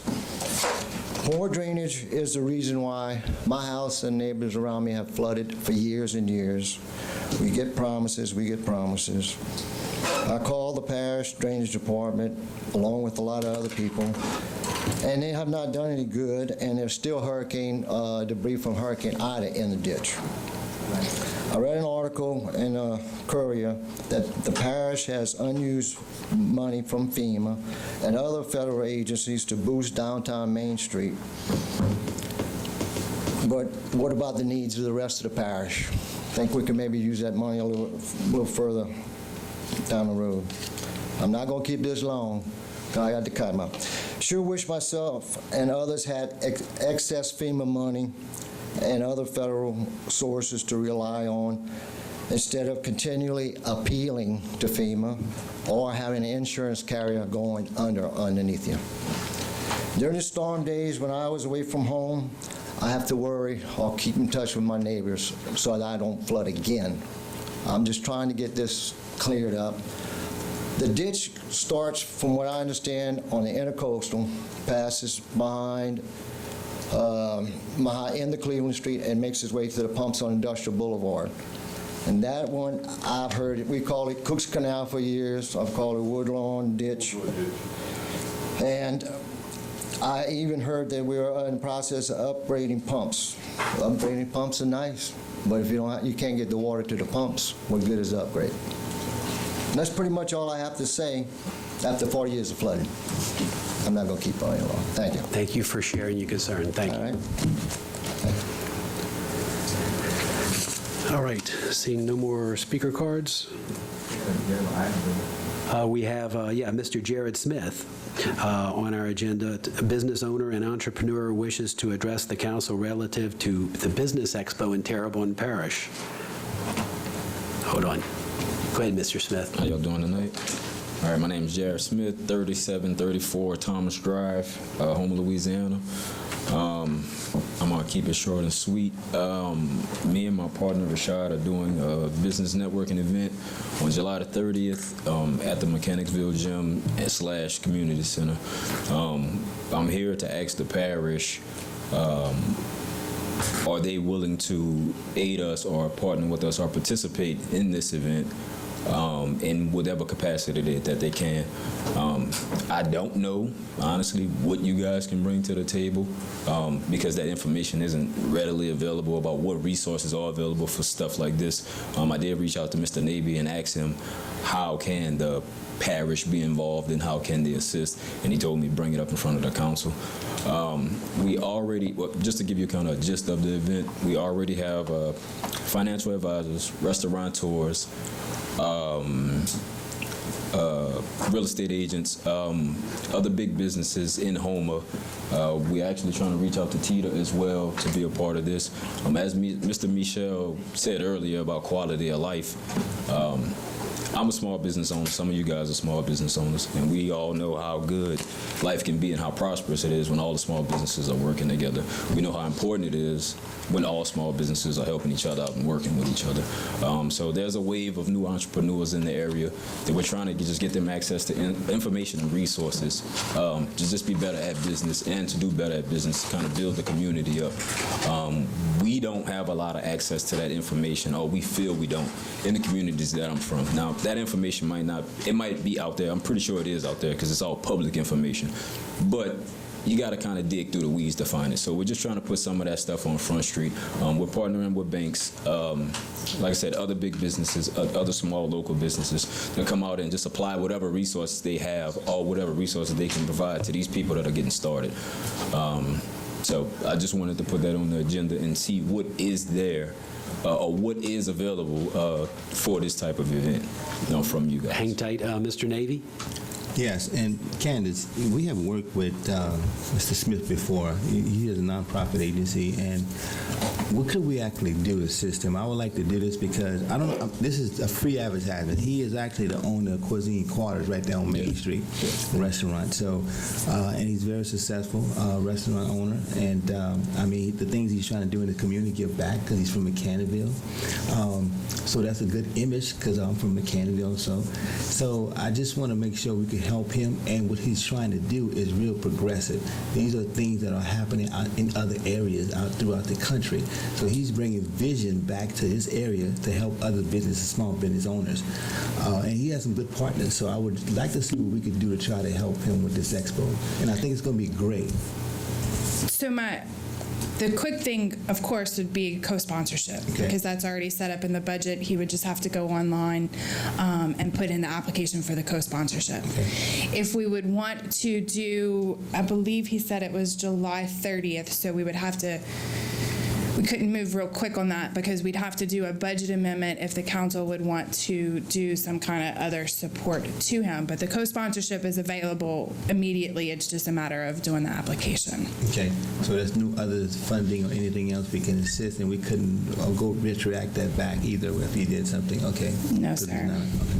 I would say if, just to let him know if this is something that we plan on doing, multiple times a year or annually, to get with us when we work on next year's budget, and we could put it in there as, a publicity part in the budget. Okay, but we could do some co-sponsorships though. Co-sponsorships can be done, no problem, no budget amendment needed, no more approval, just has to do the application that can be found online. Okay, and I get with him on that. And just a note, I just think it doesn't have to be monetary. It's just about providing the resources and the access to communities to do good business and that would be better at business. Absolutely be the co-sponsorships, because that could help with security that's needed, or insurance, or just an in-kind service. Could we put them on our website and things of that nature too? But it's advertising. Okay. Yeah. Okay, so we could use some advertisements for that too. Okay, and TPTV. Okay. So I get with you on that. I get with Kevin's on that, and I get with you on that too, man. All right. Thank you. Mr. Pulaski? Yeah, he mentioned TITA. I'd also suggest that he contact South Central Planning because they have a small business loan program. And I've got that information written down, and I'll share. I'd also like to, it's on Saturday, July 30th. I'll check the schedules, but I'd like to see if either myself or somebody from the parish permit office could attend, because because I think it might be useful to answer questions that small business owners may have about open up a physical space, because it can be pretty intimidating. So we want to make sure that, and then in our recovery planning efforts, we're looking for new ideas, and one of those that we've seen time and time again is a business incubator. So if we get enough people who are interested that can that are looking to start small businesses, then maybe we can pass that on too. So, and that is something in business, we have been trying to see if we could get some type of facility that would allow people with one copy machine that they can use, and one centralized office in one particular building. Each one can have one little office in it, and they can operate their business until they're big enough. That's something, and I'm talking to Tita as well as you, but that was something that that exact idea is something that we actually put into our invitation note, just appealing to businesses, or letting them utilize space that you're not using, or letting them utilize just certain resources that you're not using on the day-to-day. Somebody might be able to use them to help to grow their business. Well, and like Mr. Navy said, contact me too, and I'll see whatever, I served on the TITA board for 6 or 7 years, and says, I want to encourage what you're doing, because maybe it will play into some of the stuff that we had tried to do before. So 100%. Thank you for what you're doing. All right. Any other? Oh, wait, we got Mr. Harding. Yes, sir. On the 29th, I'm actually working on something I do miss. That's kind of bringing some visit-minded people in. So I think originally you guys were on the 29th, then you went to the 30th. I'm not sure. I don't remember. Yeah, okay, but I'm on the 29th. I'm sure I'm going to be there, and see if you can make it over there, if we can expand that, because it's bringing businesses in, people to employ, and then even if you want to employ. I may also put out there, I think there's another TITA position that's opened up, just recently opened up, isn't it? Is there another vacancy on the board, or? Yeah. Huh? Okay then, well, all right, and yeah, so we'll get together also with Mr. Navy and stuff like that, and hopefully we'll see you on the 29th, and I'll see you. Yeah, whatever it takes. Great. Thank you very much for coming. All right. Thank you. Where are we? C3, committee reports. Budget and Finance Committee. Mr. Harding. Yeah, I just finished talking and probably need a drink of water for this one. I motion that the council accept and ratify the minutes of the Budget and Finance Committee held on July 11, 2022, and I have 5 public hearings. The first one is introduce an ordinance to declare as surplus 40 tax sale property adjudicated to the Terrebonne Parish consolidated government to acquire authorization to dispose of said properties in accordance to LAR as 472196 and call for a public hearing on said matter on Wednesday, July 22nd, 2022 at 6:30 p.m. They are 953 Highway 55, 525 Highway 665, 103 Ronald Street, 212 Reynolds Street, 130 Cypress Grove Street, 117 Victor LaBeouf Street, 6106 Highway 56, 6106 Highway 56, 118 Gates Lane, 618 Mariah Street, 108 Jane Street, 404 Jerry Street, 7326 Judith Street, 237 Henderson Street, 1254 Coto Road, 171, 167, 177, 181 Livers Lane, excuse me, 1610 Highway 20, 6302 North Bayou Black Drive, 714 Roussel Street, 296 Brooklyn Avenue, 354 Morrison Avenue, 227 Kelly Drive, 507 Leveron Street, 424 Leveron Street, 411 Morgan Street,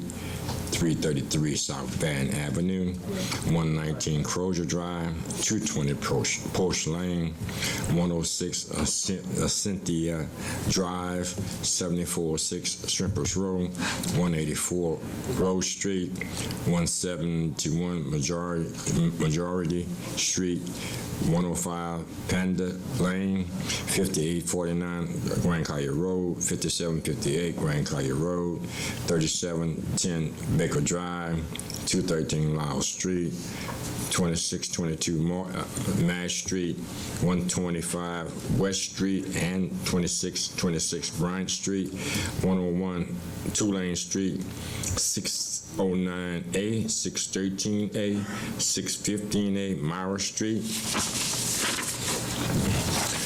The second is introduce an ordinance to declare as surplus 5 tax sales property adjudicated in Terrebonne Parish consolidated government and acquire authorization to dispose of said properties in accordance with LARS 47-2196 and call for a public hearing on said matter on Wednesday, July 27, 2022 at 6:30 p.m.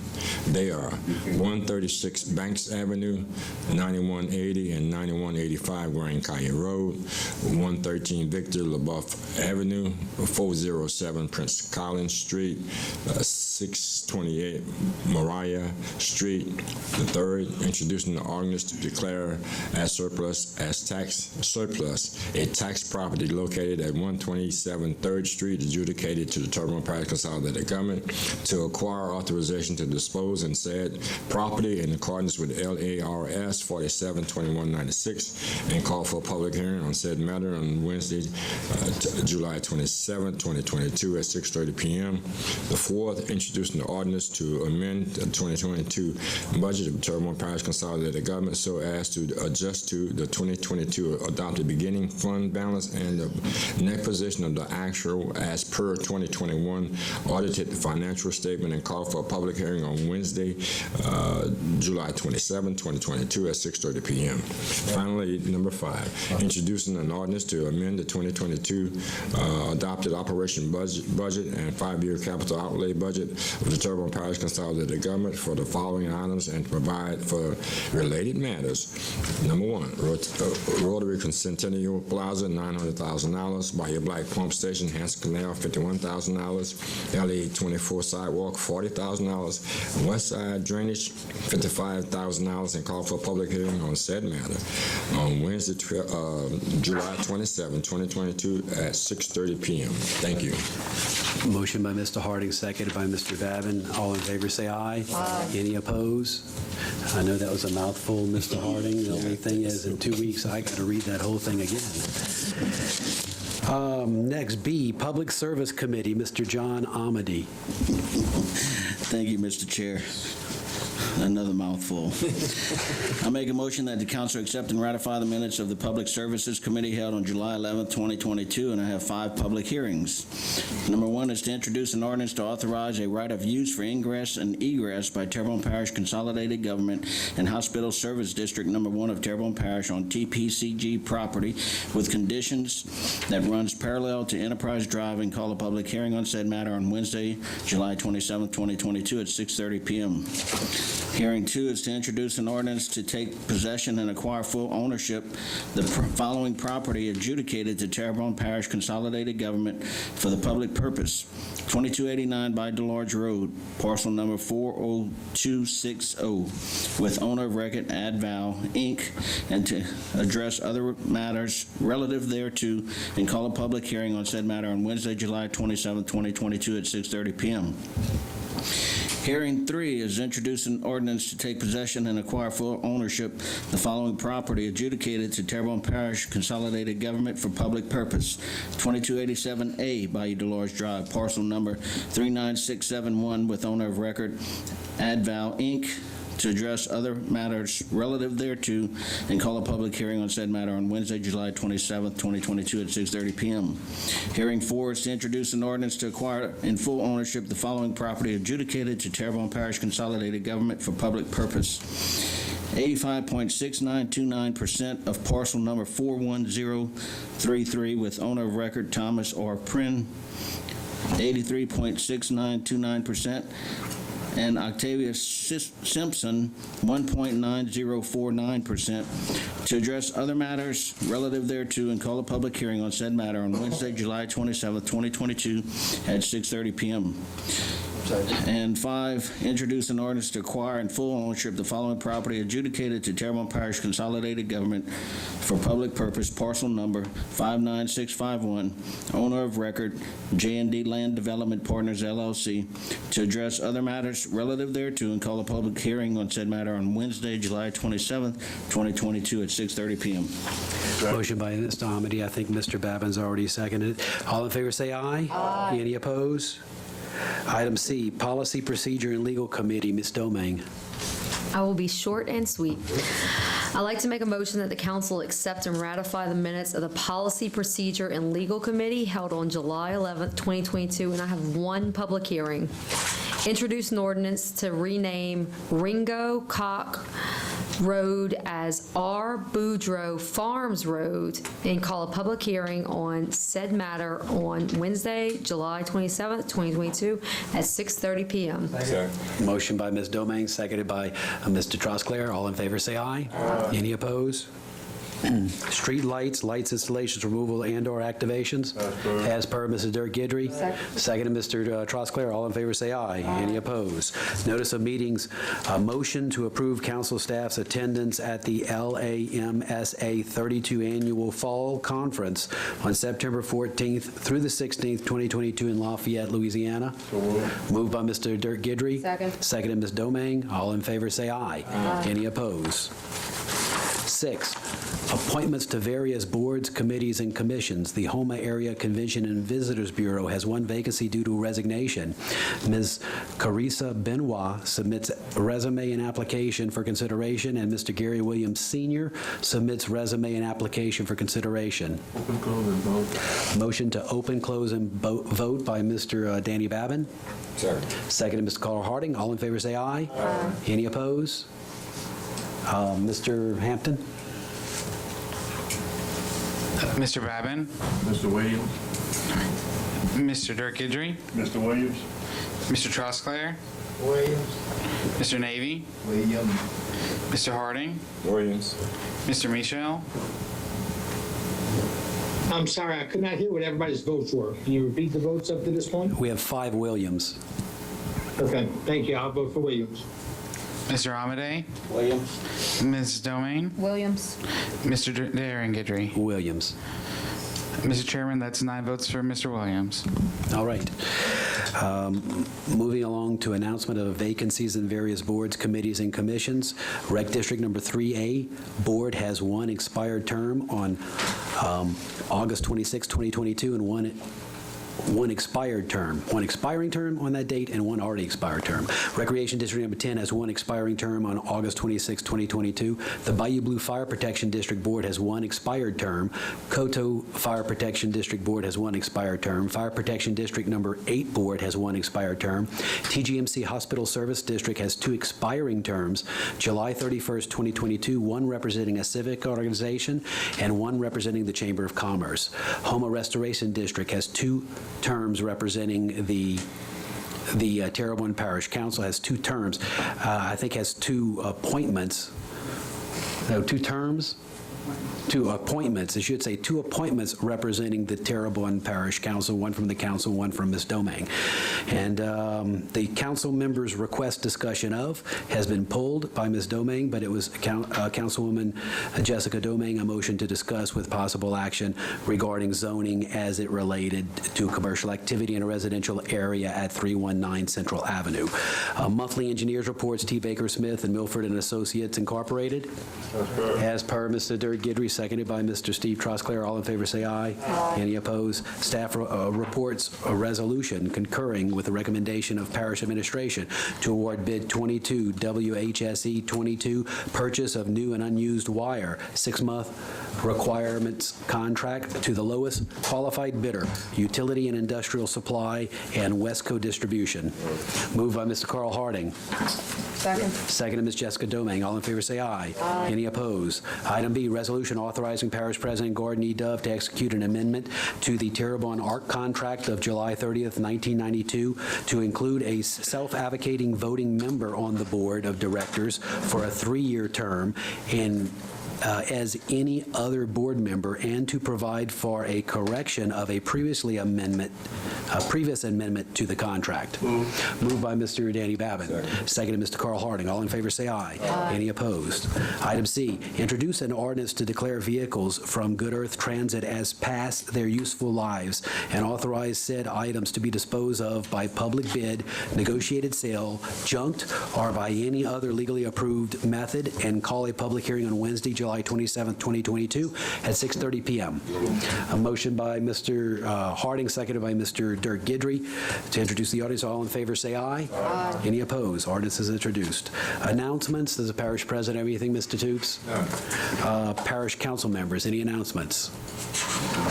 All right, seeing none, do we have a motion to adjourn? Motion adjourned. Motion adjourned, Ms. Jessica Doming, followed by Steve Trosclair, second, and all in favor say aye. Aye. Any opposed? We are adjourned. Have a good night.